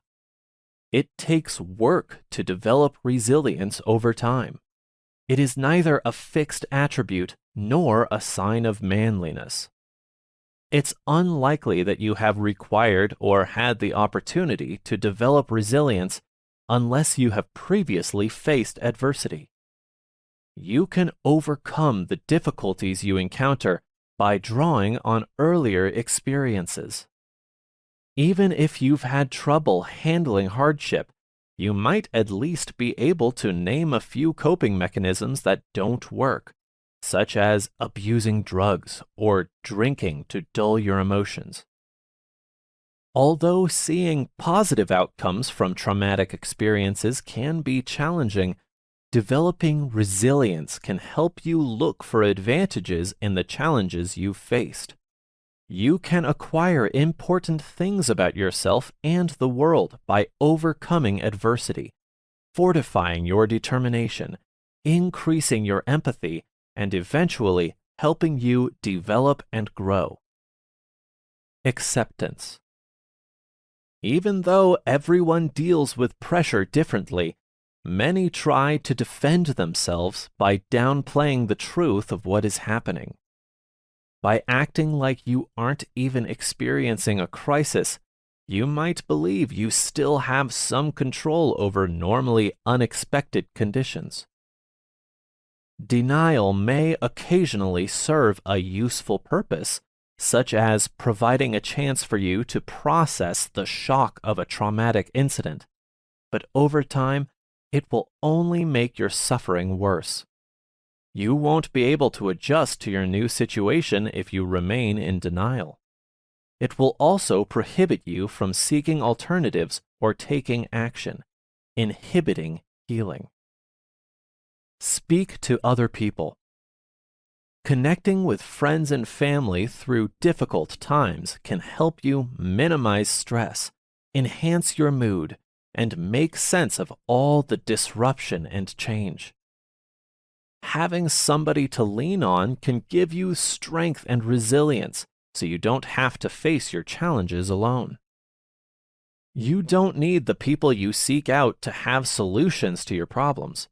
All they need to do is be willing to hear you out without passing judgment.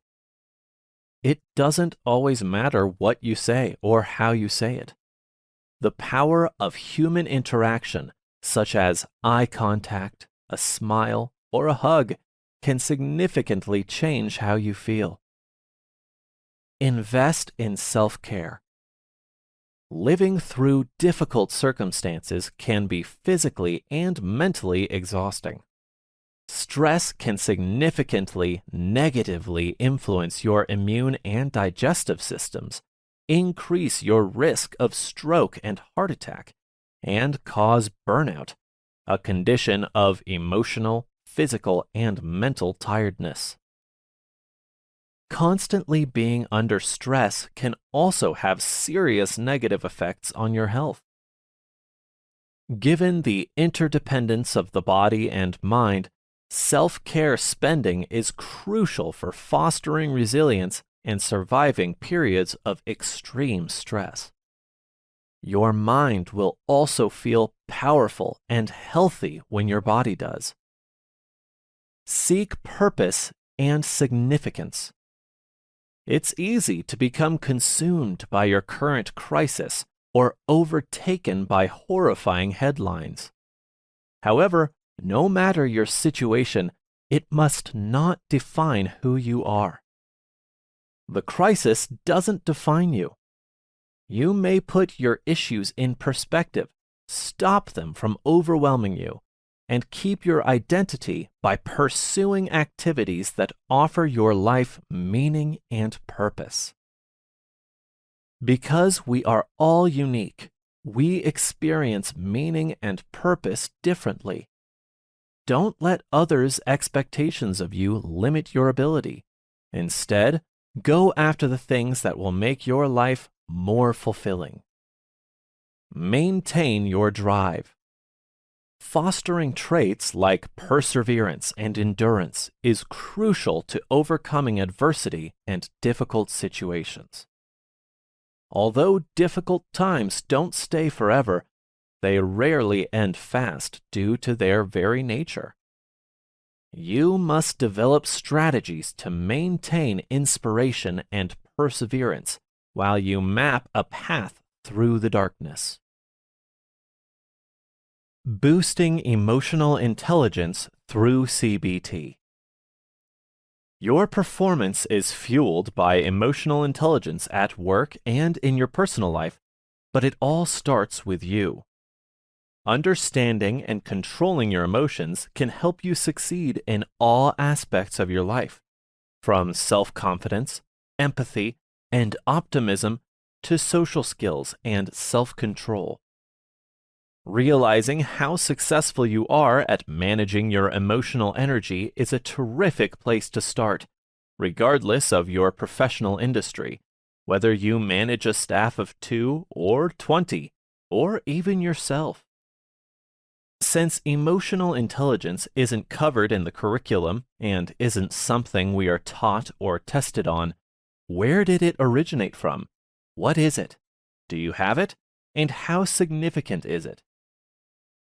Thankfully, it is something you can acquire, and we have put together a thorough list of tips to help you explore your degree of emotional intelligence and acquire critical emotional intelligence skills that can be used in daily life.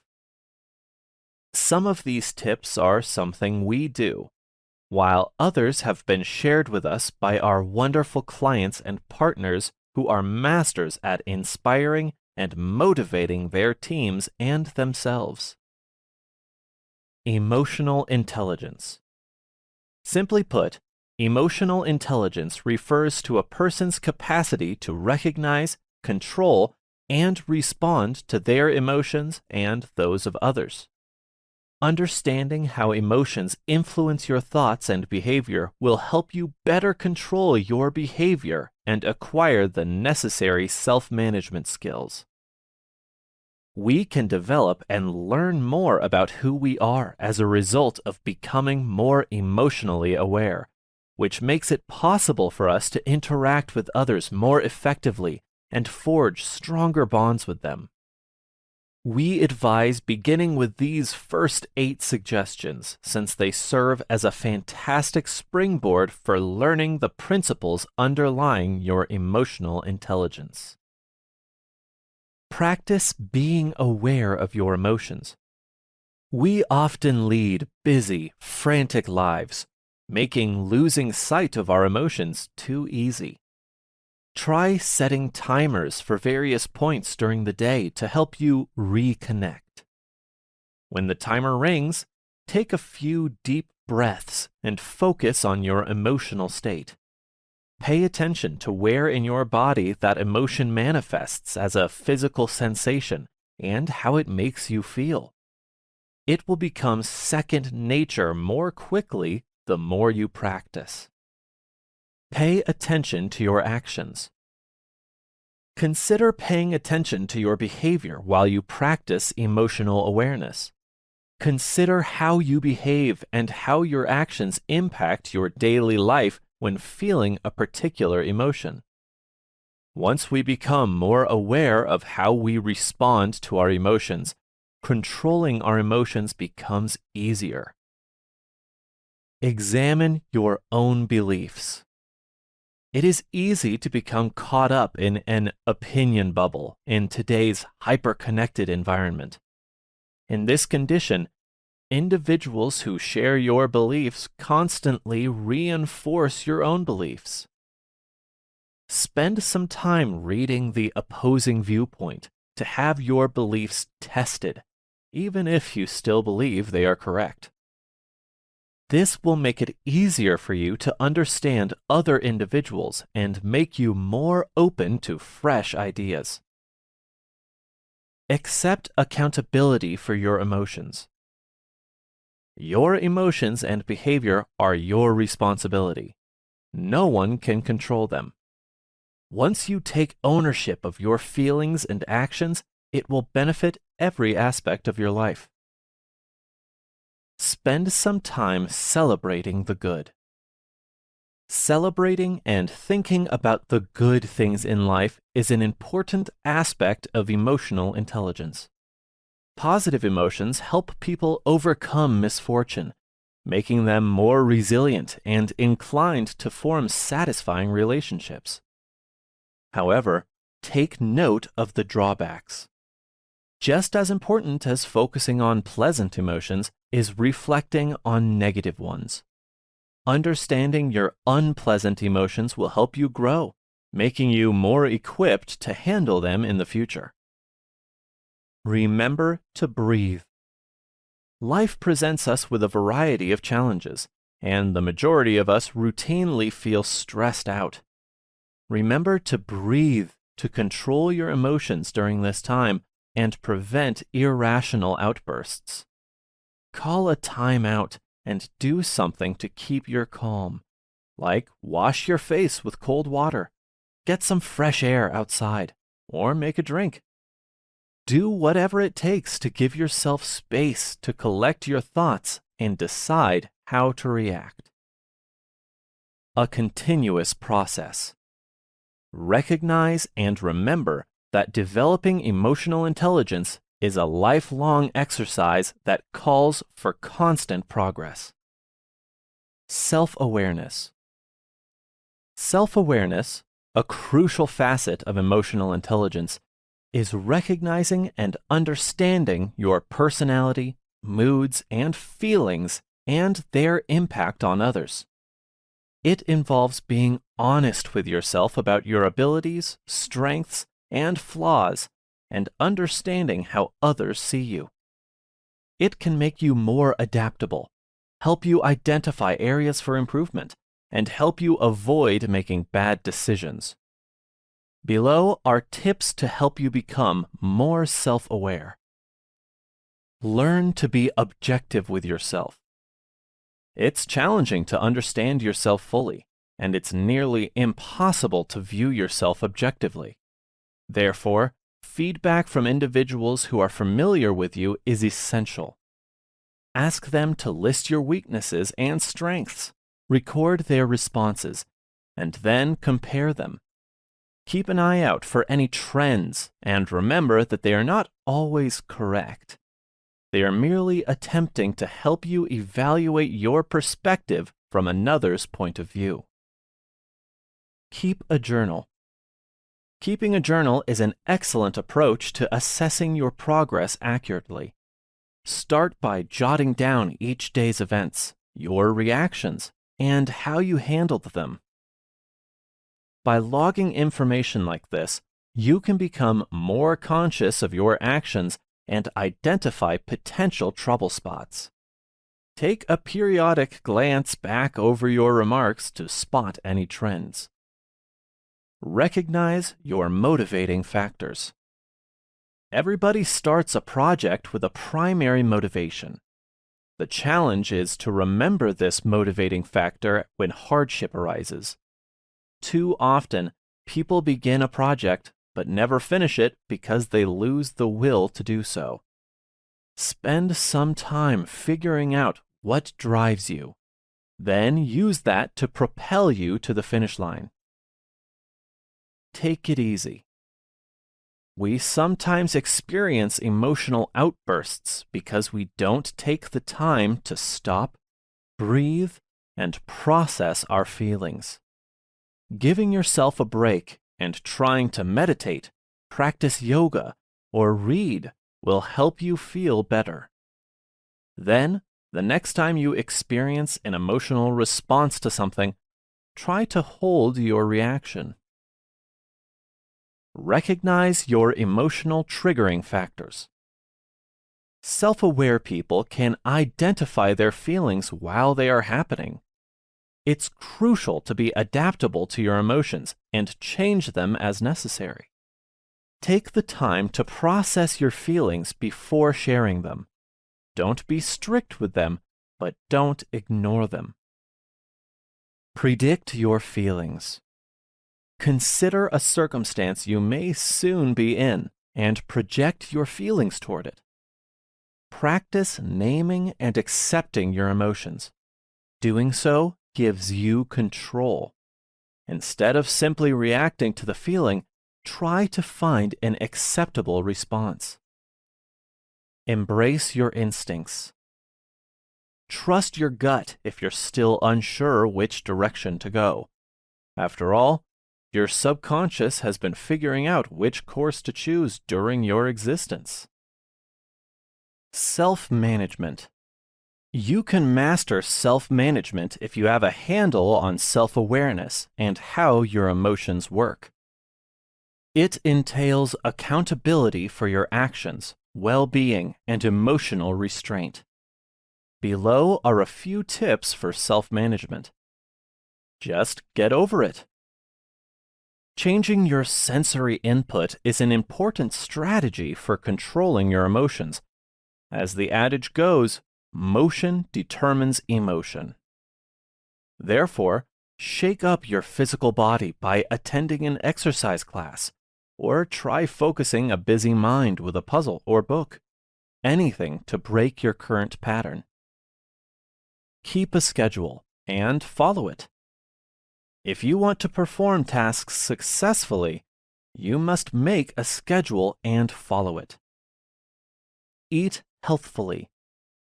Although it may seem easy, eating and drinking in moderation can significantly impact your mental state.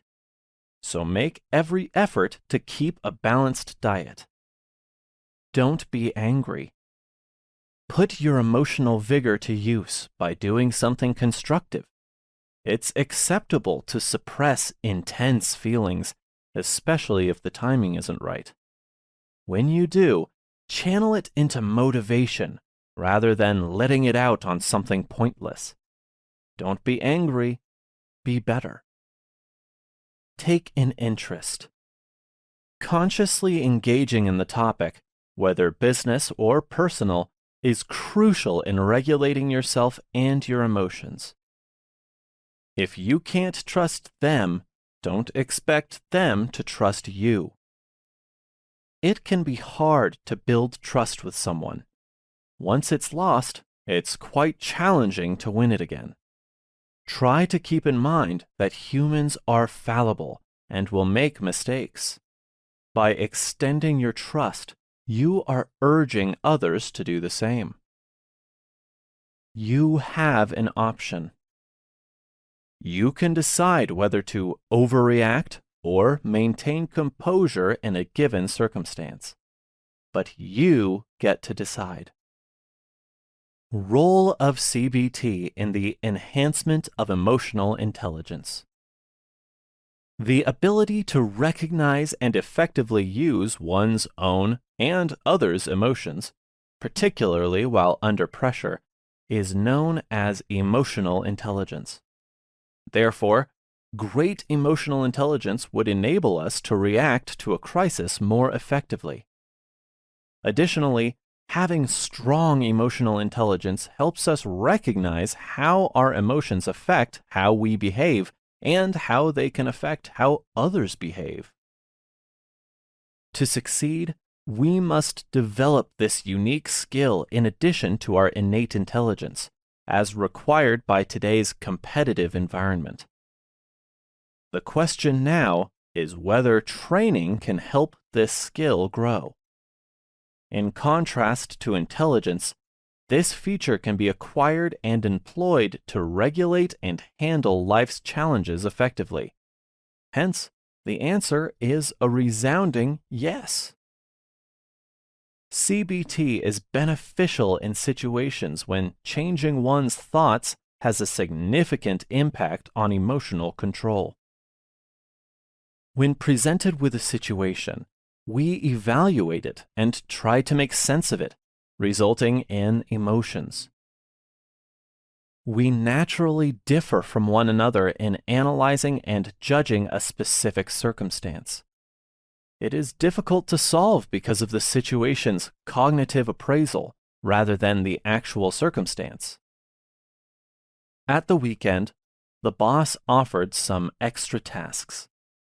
The circumstance could be seen as the boss's attempt to harass him. Naturally, this makes people angry and resentful. At the same time, another person views it as a chance to shine. He would feel a certain enthusiasm. This individual variation in cognitive evaluation is mostly influenced by the schema that a person adheres to. The schema is created based on the individual's convictions, life experiences, and ingrained cultural elements.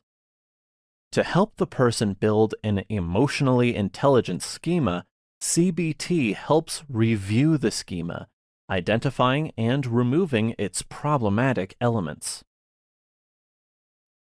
Tackling intrusive thoughts with CBT. Have you ever had a persistent, unwelcome thought or image? In most cases, you can disregard it and continue, but occasionally it simply keeps reappearing. You don't want to be thinking about these clingy, uneasy things. Why do they then occur to you? Most people occasionally experience what are known as intrusive thoughts. Insane and violent thoughts and incredible pictures can be present, such as hitting someone in the face or hurting oneself. They often pose no threat, but if your obsession with them disrupts your daily life, this may indicate a deeper mental health issue. Obsessive-compulsive disorder, or OCD, depression, or anxiety can all manifest as intrusive thoughts. What are intrusive thoughts? Unwanted or intrusive thoughts can appear at any time and without prior notice. They can be unsettling or frightening because they are often recurrent and involve the same type of thought. Although they can occur in anyone, intrusive thoughts are particularly common among those experiencing signs of anxiety or depression. Despite being benign in and of themselves, they sometimes harm our behavior and quality of life. Unwanted thoughts might appear as images, noises, and even verbal remarks. Types of intrusive thoughts. Multiple guises of intrusive thoughts are possible. Some of them are as follows. Sexual thoughts. No matter your gender, having frequent sexual thoughts is normal. You could become fixated on such thoughts and make a lot of effort to push them away if you feel uncomfortable with or shocked by them. It's preferable, according to experts, to keep in mind that these are merely fleeting, intuitive thoughts. They in no way define who you are. Violent thoughts. Dark or violent thoughts, like hurting yourself or another person, may be present in your thoughts. Often, they are merely harmless, recurring thoughts that you don't intend to act upon. Even having them in your brain is undesirable. They'll also go away with time. However, you need support from a specialist to control your emotions if you find yourself preparing to act out your angry impulses. Speak with a physician or a therapist. Negative thoughts. You can consider yourself a loser or feel unworthy occasionally when things don't go as planned.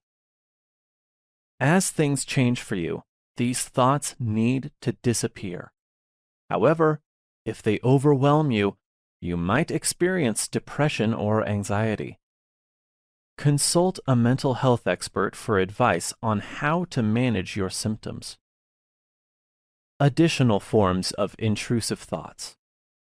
Additionally, you may experience junk thoughts that are peculiar, strange, or paranoid.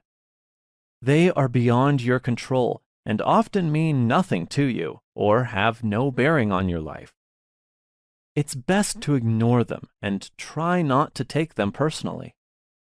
Talk to your doctor to rule out a mental problem if they persist for a long period or if you continue to experience episodes of them. Challenging and reframing negative thought patterns. It's normal to feel gloomy if your mind is racing with bad thoughts. You can take steps to improve the situation, even if it won't be easy to tune out the bad sounds. Overcoming the inner voice. Self-talk is difficult because it always feels true. even when biased or untrue. Self-talk is your inner voice. You probably have a downward spiraling self-talk if you're having negative thoughts. It could take time and practice to become adept at challenging this mood, but the effort is worthwhile. Once you track how often you hear the negativity, you'll be startled to realize how much of your thinking is directed toward a pessimistic view. Practice. Use the awareness that you are being critical of yourself, undervaluing your abilities, or lacking confidence as a cue to pause and examine your behavior. Does what your inner voice is saying match reality? If you feel unworthy when you get up, think again about your value and the people who place value on it. Consider your friends, family, coworkers, and teachers as examples of individuals who appreciate you and what you offer. Put it in writing. When you're feeling low, writing out your thoughts can be beneficial. Finding a strategy that works for you is the key. Whether that means recording them on your phone, writing them down in a journal, or setting aside 10 minutes before night to check in with yourself, it resembles moving thoughts from your head to a journal in several ways. Try to organize your thoughts into these 3 categories when taking notes. What is the circumstance? What am I telling myself or thinking? On a scale of 1 to 10, how depressed or nervous am I? These are some typical difficulties people encounter while trying to write down their thoughts if they've never done it before. I'm just nervous or depressed. I don't have any thoughts. Even if you're not sure why you're feeling worried at the time, writing down, I'm not sure exactly what I'm thinking right now, can be helpful. Does it have anything to do with XYZ? The act of writing things down might occasionally help in thought clarification. When I put my thoughts in writing, they seem strange.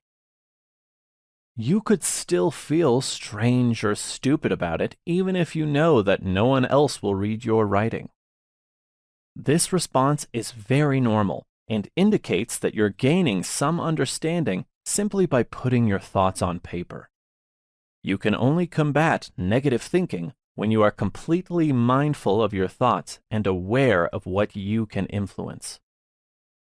I don't have the time. Despite how tedious it may feel initially, you don't have to write down everything you're thinking.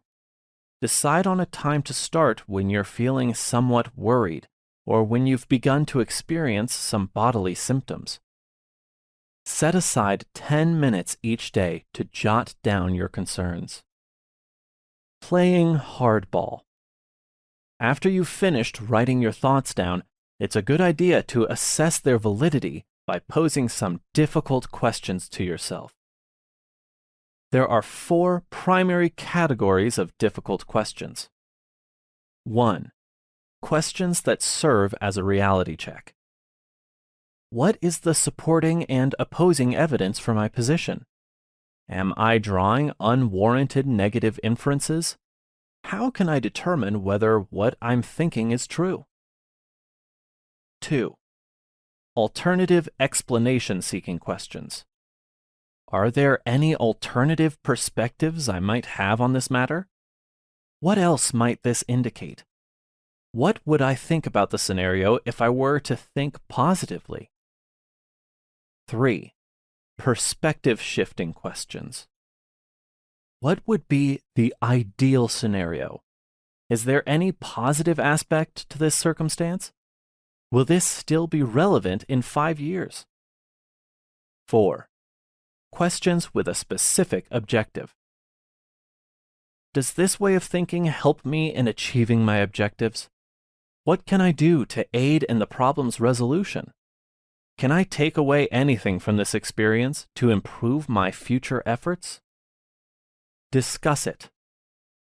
We all experience negative thoughts occasionally, but knowing you can always overcome your self-doubt is critical if you feel like you can't get out of your slump.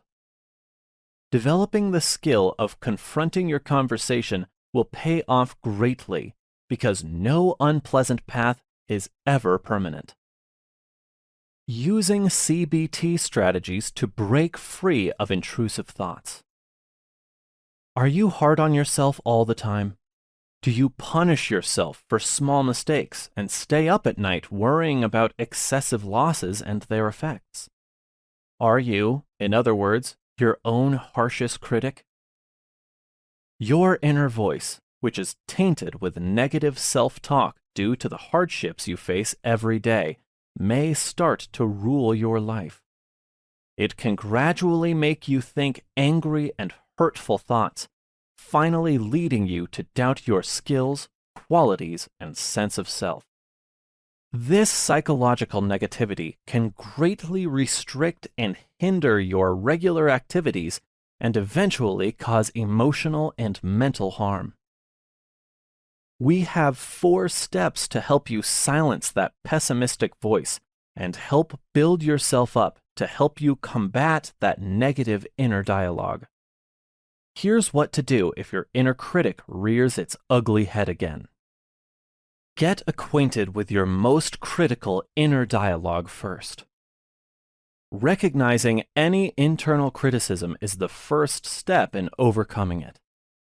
Asking yourself the origin of your inner critic and why it is acting out at this time might be a good place to start. You might gain some understanding of why you are being so hard on yourself if you consider your family background, life events, and recent stressors. You may acknowledge criticism if you take the time to stop and figure out where it is coming from. You can also become more aware of the situations you place yourself in. Feel free to employ various coping mechanisms to boost your mood after understanding what might happen. Writing down what was happening or what prompted those thoughts is an excellent activity to perform each time those pessimistic thoughts or voices enter your head. Use your feelings as a guide to understand your life's events fully.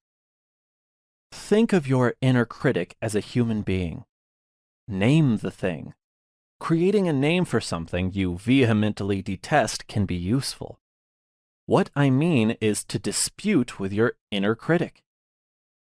You can represent yourself by calling the critic to the witness.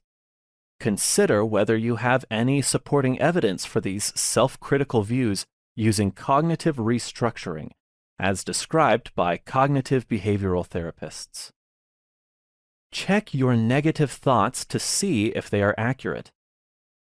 One tactic is acknowledging that self-critical thought is merely beliefs, not facts, and can thus be contested. Consider yourself a lawyer, scientist, or detective, and ask yourself whether other interpretations of yourself or your behavior are more correct. This will help you put your stream of negative thoughts on the stand. Then, get rid of critical thinking and replace it with something more impartial, accurate, and balanced. You can regain the courage to confront your inner critic head-on when you give yourself the time and patience to investigate negative thoughts and consider their veracity. Confront unnecessary negative thoughts.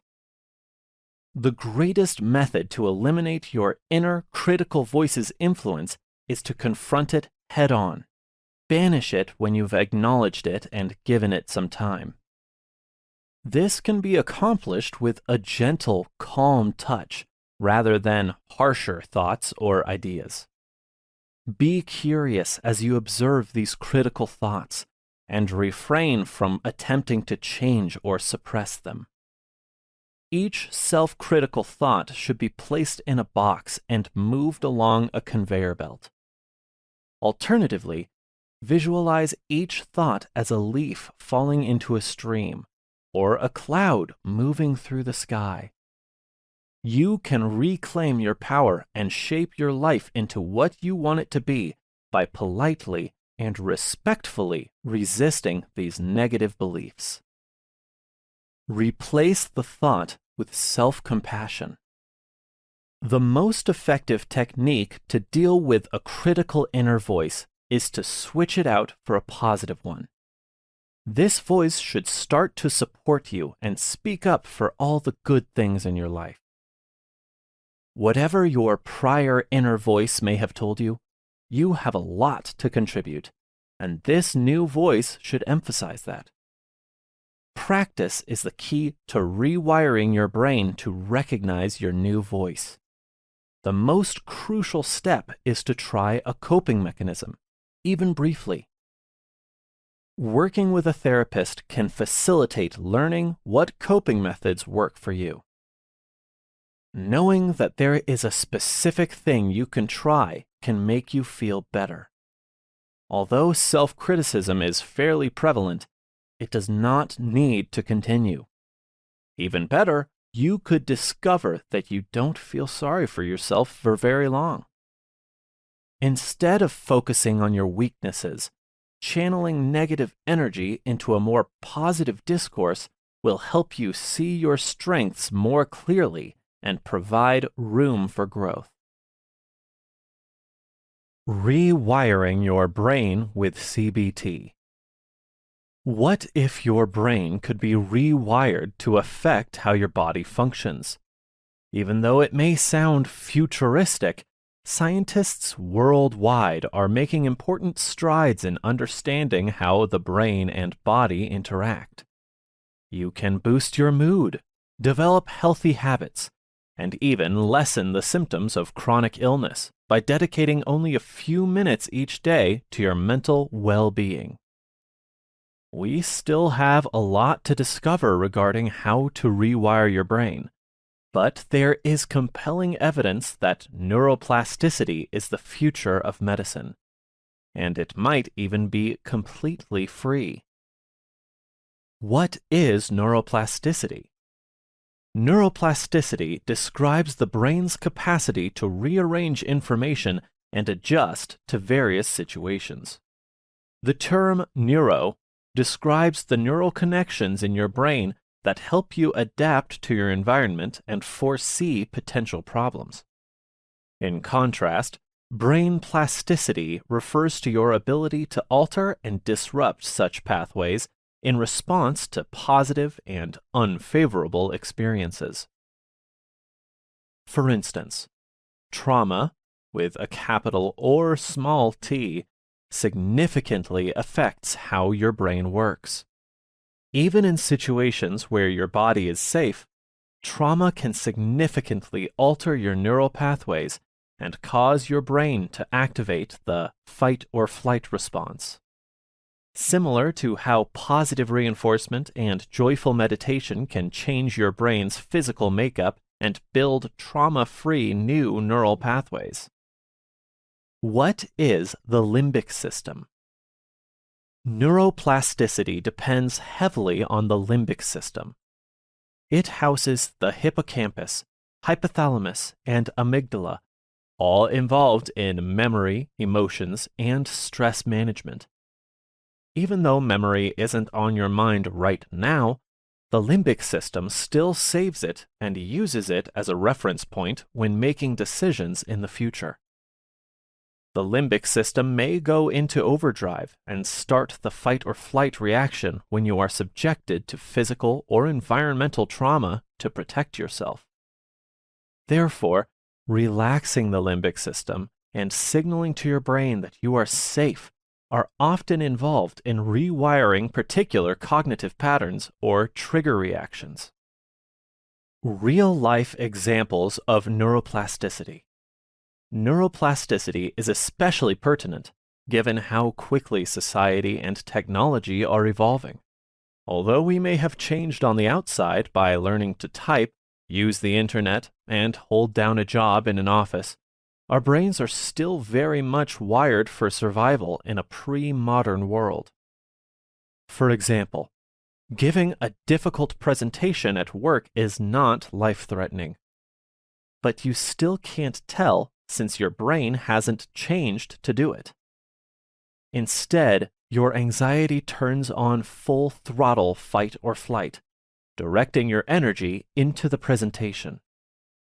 This would greatly assist if you needed food or were pursued by a bear. However, these coping methods often do more harm than good in today's contemporary society. As our brains adjust to this new way of life, it is common to react with high levels of stress to quite low stress events. The good news is that you already possess all you need to control your limbic system, employ neuroplasticity to reorganize your brain, and eliminate undesired discomfort sensations. Brain fog, chronic stress, anxiety, depression, bad habits, chronic fatigue, unexplained symptoms, hormonal imbalances, long COVID, chronic inflammation, or unexplained food sensitivities may be signs that it's time to rewire your brain. How cognitive behavioral therapy promotes neuroplasticity.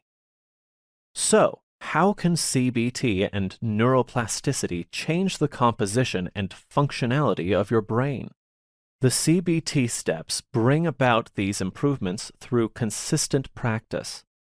Your brain adapts to new thoughts and actions as you adopt new ways of thinking and doing. Here are the objectives of CBT and how it works.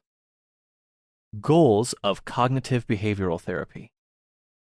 It would be good if you could change the situation to make life less difficult. That is occasionally possible, at least in part. Most likely, though, you cannot change many things in your life. You should instead practice taking charge of your thoughts regarding those things. You can, therefore, more readily choose behaviors that will improve your life if you have more beneficial mind patterns. Thanks to neuroplasticity and cognitive behavioral therapy, your mood and anxiety can improve during this change. Simply put, one could state that the objectives of CBT are to help you pursue your objectives, become actively involved in daily life, and engage in enjoyable activities. CBT Basics. Cognitive behavioral therapy is a more disciplined type of therapy. Instead of the years needed for many other forms of therapy, the average duration of treatment is only a few weeks or months. CBT is predicated on a few key concepts. First, it makes the supposition that negative thoughts are a contributing factor to psychological problems. Second, it acknowledges that the problematic behavioral patterns you pick up can also lead to psychological issues. Finally, if you develop more efficient coping mechanisms for these issues, your symptoms will lessen, and you will be more successful in leading your desired life. Changing thoughts in CBT. Your psychotherapist can show you how to change your thinking if you use CBT. You first develop the ability to identify the thoughts that influence your perceptions and the behaviors you select. You next assess those thoughts to see if any cognitive distortions are making it more challenging for you to manage your life. Once you become aware of these mistakes, you can choose more correct and beneficial thoughts. CBT also entails studying and using problem-solving techniques. To better understand your surroundings, you can take some time to reflect on the actions and motives of others. As you modify your thinking, you gain confidence in yourself and your abilities. Cognitive behavioral therapy and neuroplasticity work together to build new neural connections in your brain as you learn more about more beneficial ways of thinking. Changing behaviors in CBT. You can directly change your behaviors with the help of your CBT therapist. They could help you confront your worries rather than run from them. This may entail discussing your fears with others or physically visiting a place that gives you anxiety. You and your therapist can devise plans for changing the habits that maintain you in emotional distress. CBT tools for changing behavior include role-playing, learning and using mindfulness practices, exposure therapy, journaling, and practicing coping mechanisms. You discover things that will change your way of thinking and acting through a brief period of treatment and at-home practice. As you start thinking and acting in ways that are more conducive to achieving your life's objectives, your brain starts to change. Combining cognitive behavioral therapy and neuroplasticity will pleasantly affect your life, making you feel calmer, more at ease, and more content. Implementing CBT in daily life. CBT is one of the most effective treatment techniques for those recovering from addiction, alcoholism, and other mental conditions. Created in the 1960s by Aaron Beck, a psychiatrist. Since its inception, CBT has grown enormously in popularity due to its success in treating various problems. Suppose you type CBT, or cognitive behavioral therapy, into a search engine today. In that case, you'll be presented with many news stories referencing recent research studies demonstrating that CBT offers significant relief and recovery for everything from cancer to chronic pain, trauma to diabetes, and much more. By incorporating explicit action, CBT goes beyond conventional talk therapy and is goal-oriented and application-driven. Instead of looking for a problem, CBT helps identify problematic behaviors and the pre-programmed cognitive patterns that have permitted these actions for a long time. People can become free to choose how they behave by focusing on and eradicating certain mental patterns. CBT is used by the majority of treatment programs around the world to treat addiction, alcoholism, and mental disease.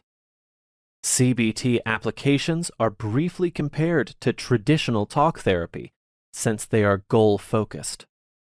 CBT can revolutionize therapy during the few weeks to months when a patient receives it.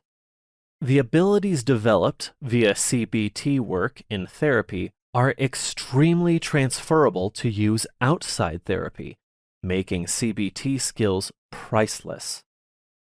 Over the past 50 years, several studies, workbooks, exercises, and CBT procedures have been established.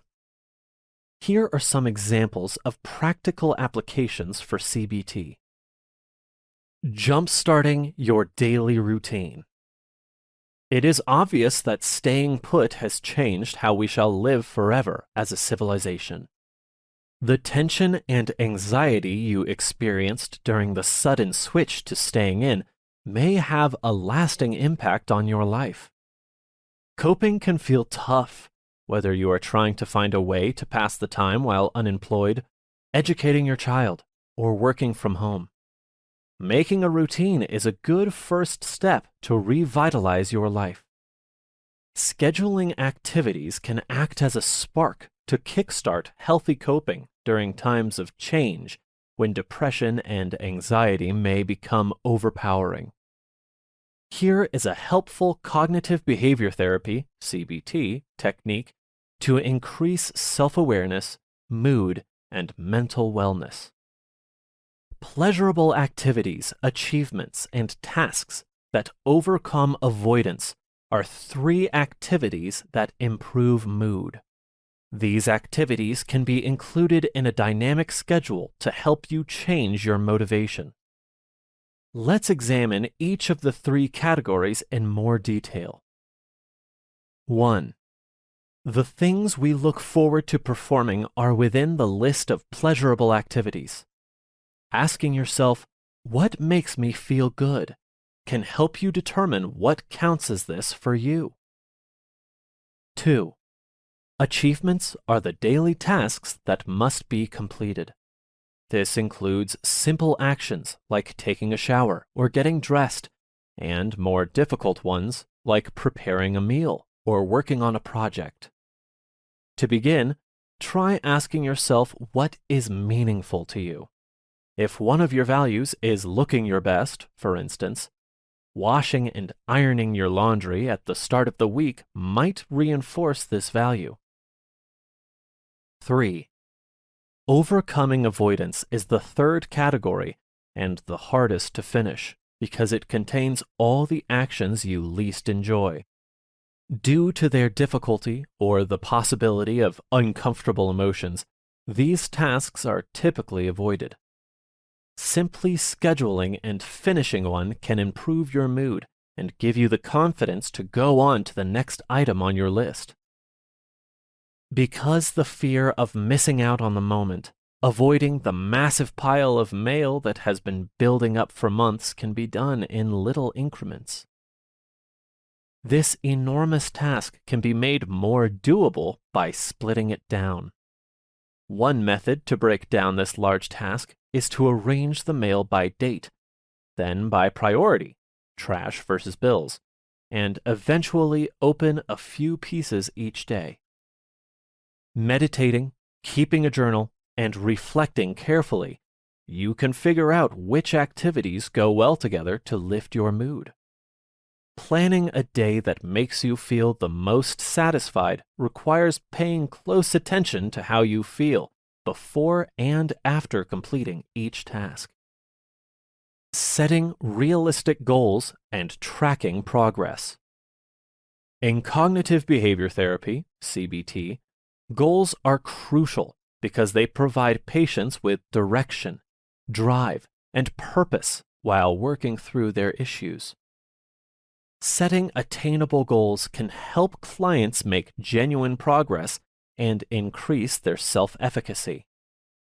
In this section, we'll look at the CBT goal-setting principles and discuss how to develop and reach goals that will result in long-term transformation. Recognizing the value of goals in CBT. The core of CBT is goals, which direct the therapeutic process and choose the precise interventions and approaches. Clients and therapists should set clear, well-defined goals to maintain focus and maximize their time together in treatment. Promoting a sense of ownership and agency is one of the main advantages of goal setting in CBT. Clients are more likely to feel invested in their therapy and take ownership of their success if they actively participate in goal setting. Furthermore, defining and completing goals can be a strong motivator. Clients are more likely to feel motivated and inspired to stick with therapy and maintain their improvements as they work toward their goals and see their success. The SMART approach for CBT goal setting. The SMART approach is a popular framework for defining practical goals in CBT. SMART stands for specific, measurable, achievable, relevant, and time-bound. Clients are more likely to find success and happiness in therapy if goals are made to satisfy these standards. Specific goals are those clear, well-defined, and targeted at a particular problem or behavior. For instance, instead of choosing a general goal like reduce anxiety, a more focused goal may be learn 3 relaxation techniques to manage anxiety during presentations. Goals that can be measured can be quantified, making it easier to monitor progress and decide whether a goal has been reached. A measurable goal, such as practice deep breathing for 5 minutes each day, enables customers to track their development. Realistic and doable goals are ones that the client can reach. Setting ambitious goals is important, but they should also be feasible, given the client's current resources, limitations, and circumstances. Relevant goals align with the client's values, priorities, and long-term goals. Clients are more likely to feel inspired and dedicated to attaining goals if they are made to have personal significance and to be linked to their larger life vision. Finally, time-bound goals have a set deadline. This feeling of urgency motivates clients to take action and make steady progress toward their goals. Monitoring and modifying CBT goals. Regular goal reviews and adjustments are crucial during therapy. Goals are continuously evaluated to ensure they are still relevant, challenging, and reachable, promoting a sense of advancement and success. Worksheets, notebooks, or tracking applications are tools for tracking progress.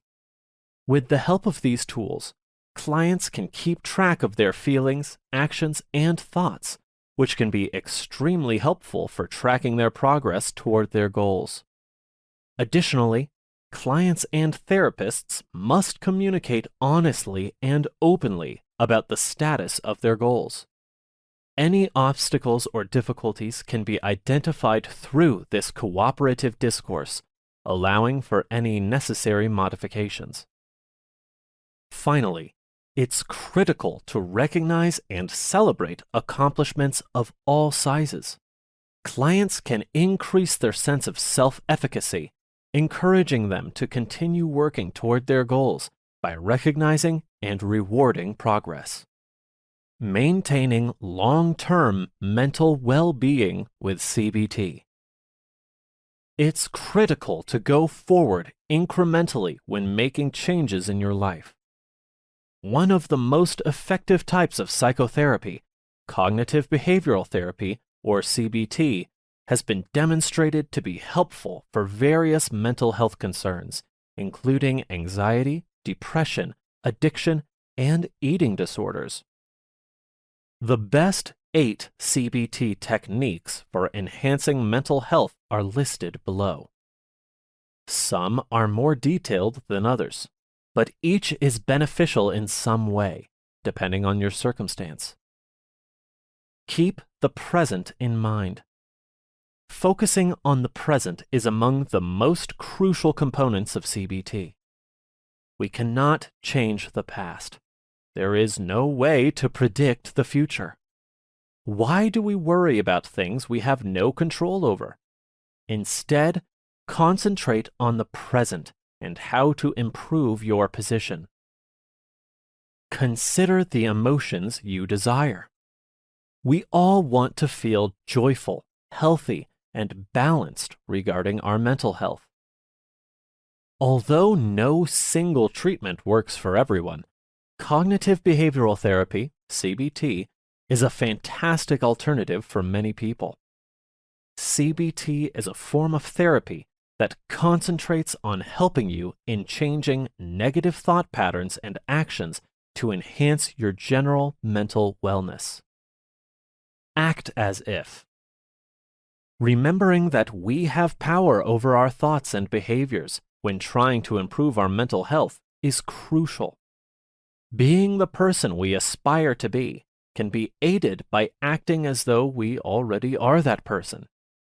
Pretending to be self-confident, content, and successful might help us begin to believe it and turn it into reality. Play to your advantage. Finding the CBT approaches that work best for you is crucial because everyone has different strengths. Ask for assistance from others.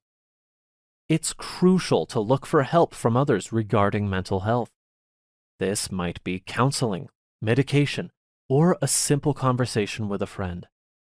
Avoid trying to navigate it by yourself at any cost. Move forward gradually.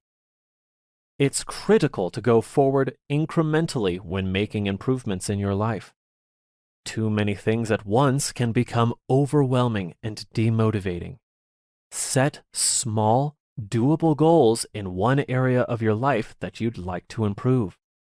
If you want to enhance your nutrition, include one nutritious food in your daily meals. Approach things with an open mind.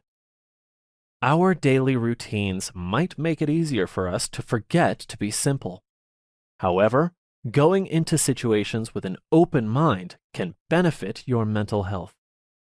You're allowing yourself to develop and learn in ways you never imagined by being open to new experiences. Who knows? You could even enjoy yourself a little along the road.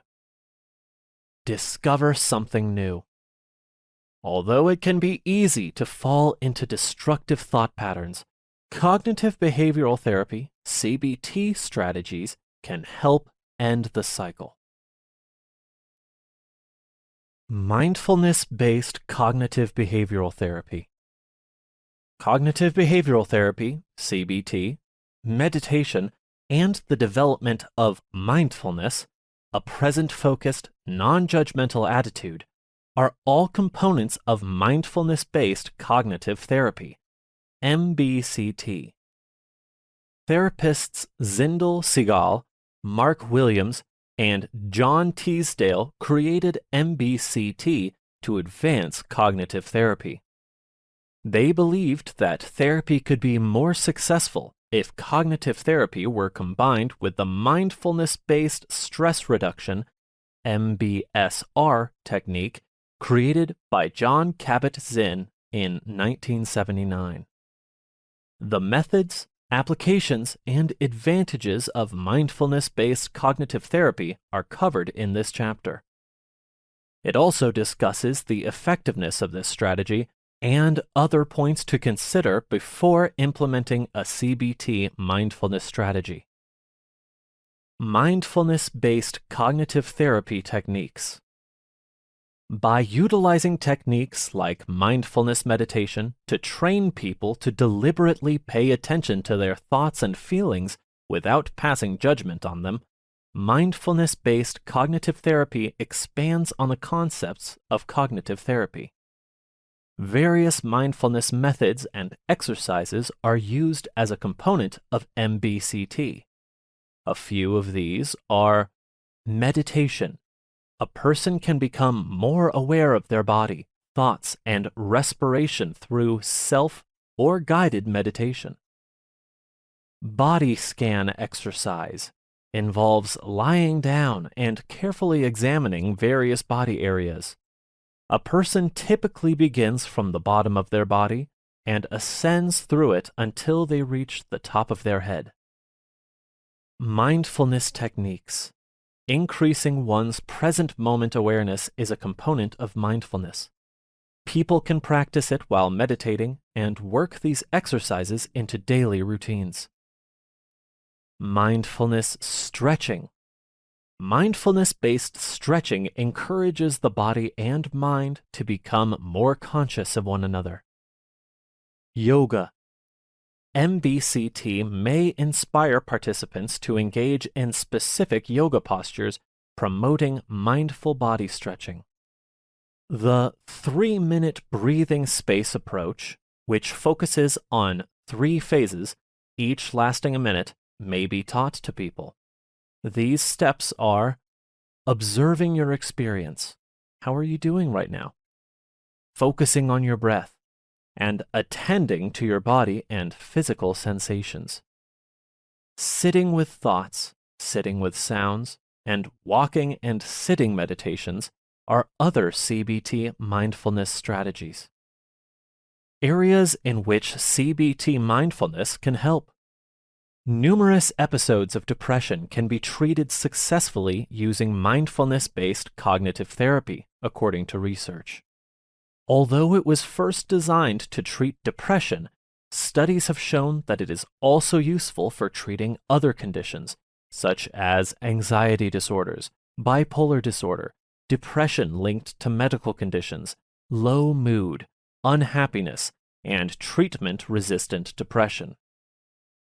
Benefits of mindfulness-based cognitive therapy. Cognitive therapy's basic tenet is that incorrect self-beliefs cause unpleasant feelings like depression, and that thoughts come before moods. MBCT uses cognitive therapy techniques to help you identify and reevaluate your negative thought patterns and replace them with more realistically optimistic ones. This method enables people to reflect on their thoughts without being preoccupied with what may have been or might happen. MBCT promotes mental clarity and giving you the tools to let go of negative thoughts more readily than allowing them to feed your despair. Like cognitive therapy, mindfulness-based cognitive therapy is founded on the idea that when you experience stress and have a history of depression, you are likely to revert to the automatic cognitive processes that, in the past, have caused a depressive episode. What makes MBCT so powerful is the union of mindfulness and cognitive therapy. While cognitive therapy teaches you to interrupt habitual thought processes and deal with emotions healthily, mindfulness helps you observe and identify your feelings. Effectiveness of mindfulness CBT. The main objective of MBCT is to teach chronically depressed individuals how to prevent relapses by refraining from those automatic cognitive processes that exacerbate and perpetuate depression. According to research, mindfulness-based cognitive treatment was just as effective at preventing the return of depression as maintenance antidepressant medication. Regardless of a person's sex, age, education level, or marital situation, MBCT has been proven to reduce the chance of relapse by over 50% on average for those who suffer from recurrent depression. Additionally, studies have demonstrated that mindfulness-based cognitive therapy can help lessen cravings for addictive substances and reduce the intensity of depressive symptoms. Additionally, studies suggest that MBCT may be a safe and efficient way to treat patients who are depressed right now. Things to think about.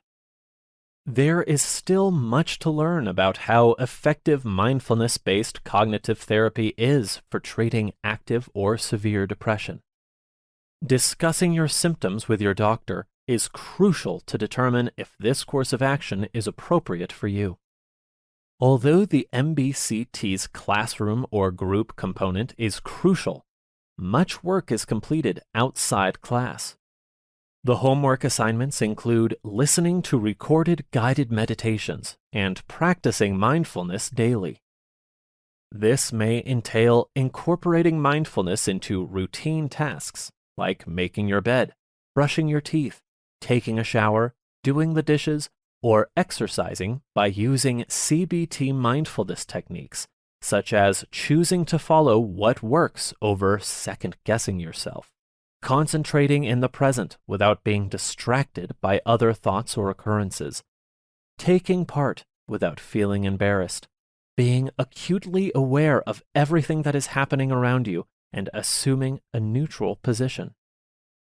Even though mindfulness-based cognitive therapy involves a lot of self-directed effort, proponents emphasize that the classes are crucial to the program's effectiveness.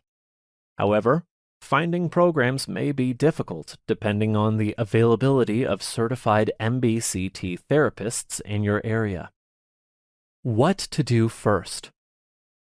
The group intervention for the mindfulness-based cognitive therapy program lasts for 8 weeks. After the 5th week, there is 1 day-long lesson and the weekly 2-hour course that takes place over those 8 weeks. There isn't always a well-established global network of educators or a single directory where you may look for a local program. If you want an MBCT therapist, speak to your doctor or look in an internet therapist directory. Even mental health providers who are not specifically educated in MBCT may use some components of CBT and mindfulness practices in their therapy sessions, because mindfulness has grown in popularity for its capacity to boost mental wellness. Conclusion: CBT is a commitment that requires effort from you to succeed. You will be forming a relationship with a therapist, and it will be up to you how you use their advice to your advantage. The following actions will benefit you most. Complete all prescribed sessions with your therapist and any assigned homework, graded tasks, or activity planning activities. Inform your therapist about your feelings in an open manner. This includes communicating with your therapist if you think the therapy isn't helping you or isn't a good fit for you. To proceed, you should feel at ease and get along well with your therapist. You can select from various therapists and therapies suited to your needs. You must be prepared and eager to change. CBT is not a magic bullet, but it can be beneficial if you put in the required time and effort. Knowing that you can change your life is one of the most important results of CBT. CBT can help you see that other people or external circumstances do not cause your issues, but are often the result of your thoughts and actions. You can change your thinking to change your feelings and behaviors. If you stop thinking in black and white, all or nothing terms, you can broaden your horizons and adopt a more all-encompassing world perspective. These adjustments can help you achieve greater life fulfillment while supporting the work you put forth in treatment. We appreciate you tuning in to one of our captivating audiobooks. For more immersive experiences, here is another audiobook we're certain you'll enjoy. Don't forget to show your support by liking this video, sharing what you loved about this audiobook in the comments section below, and subscribing for more captivating audiobooks like this. Thanks for being a part of our audiobook community.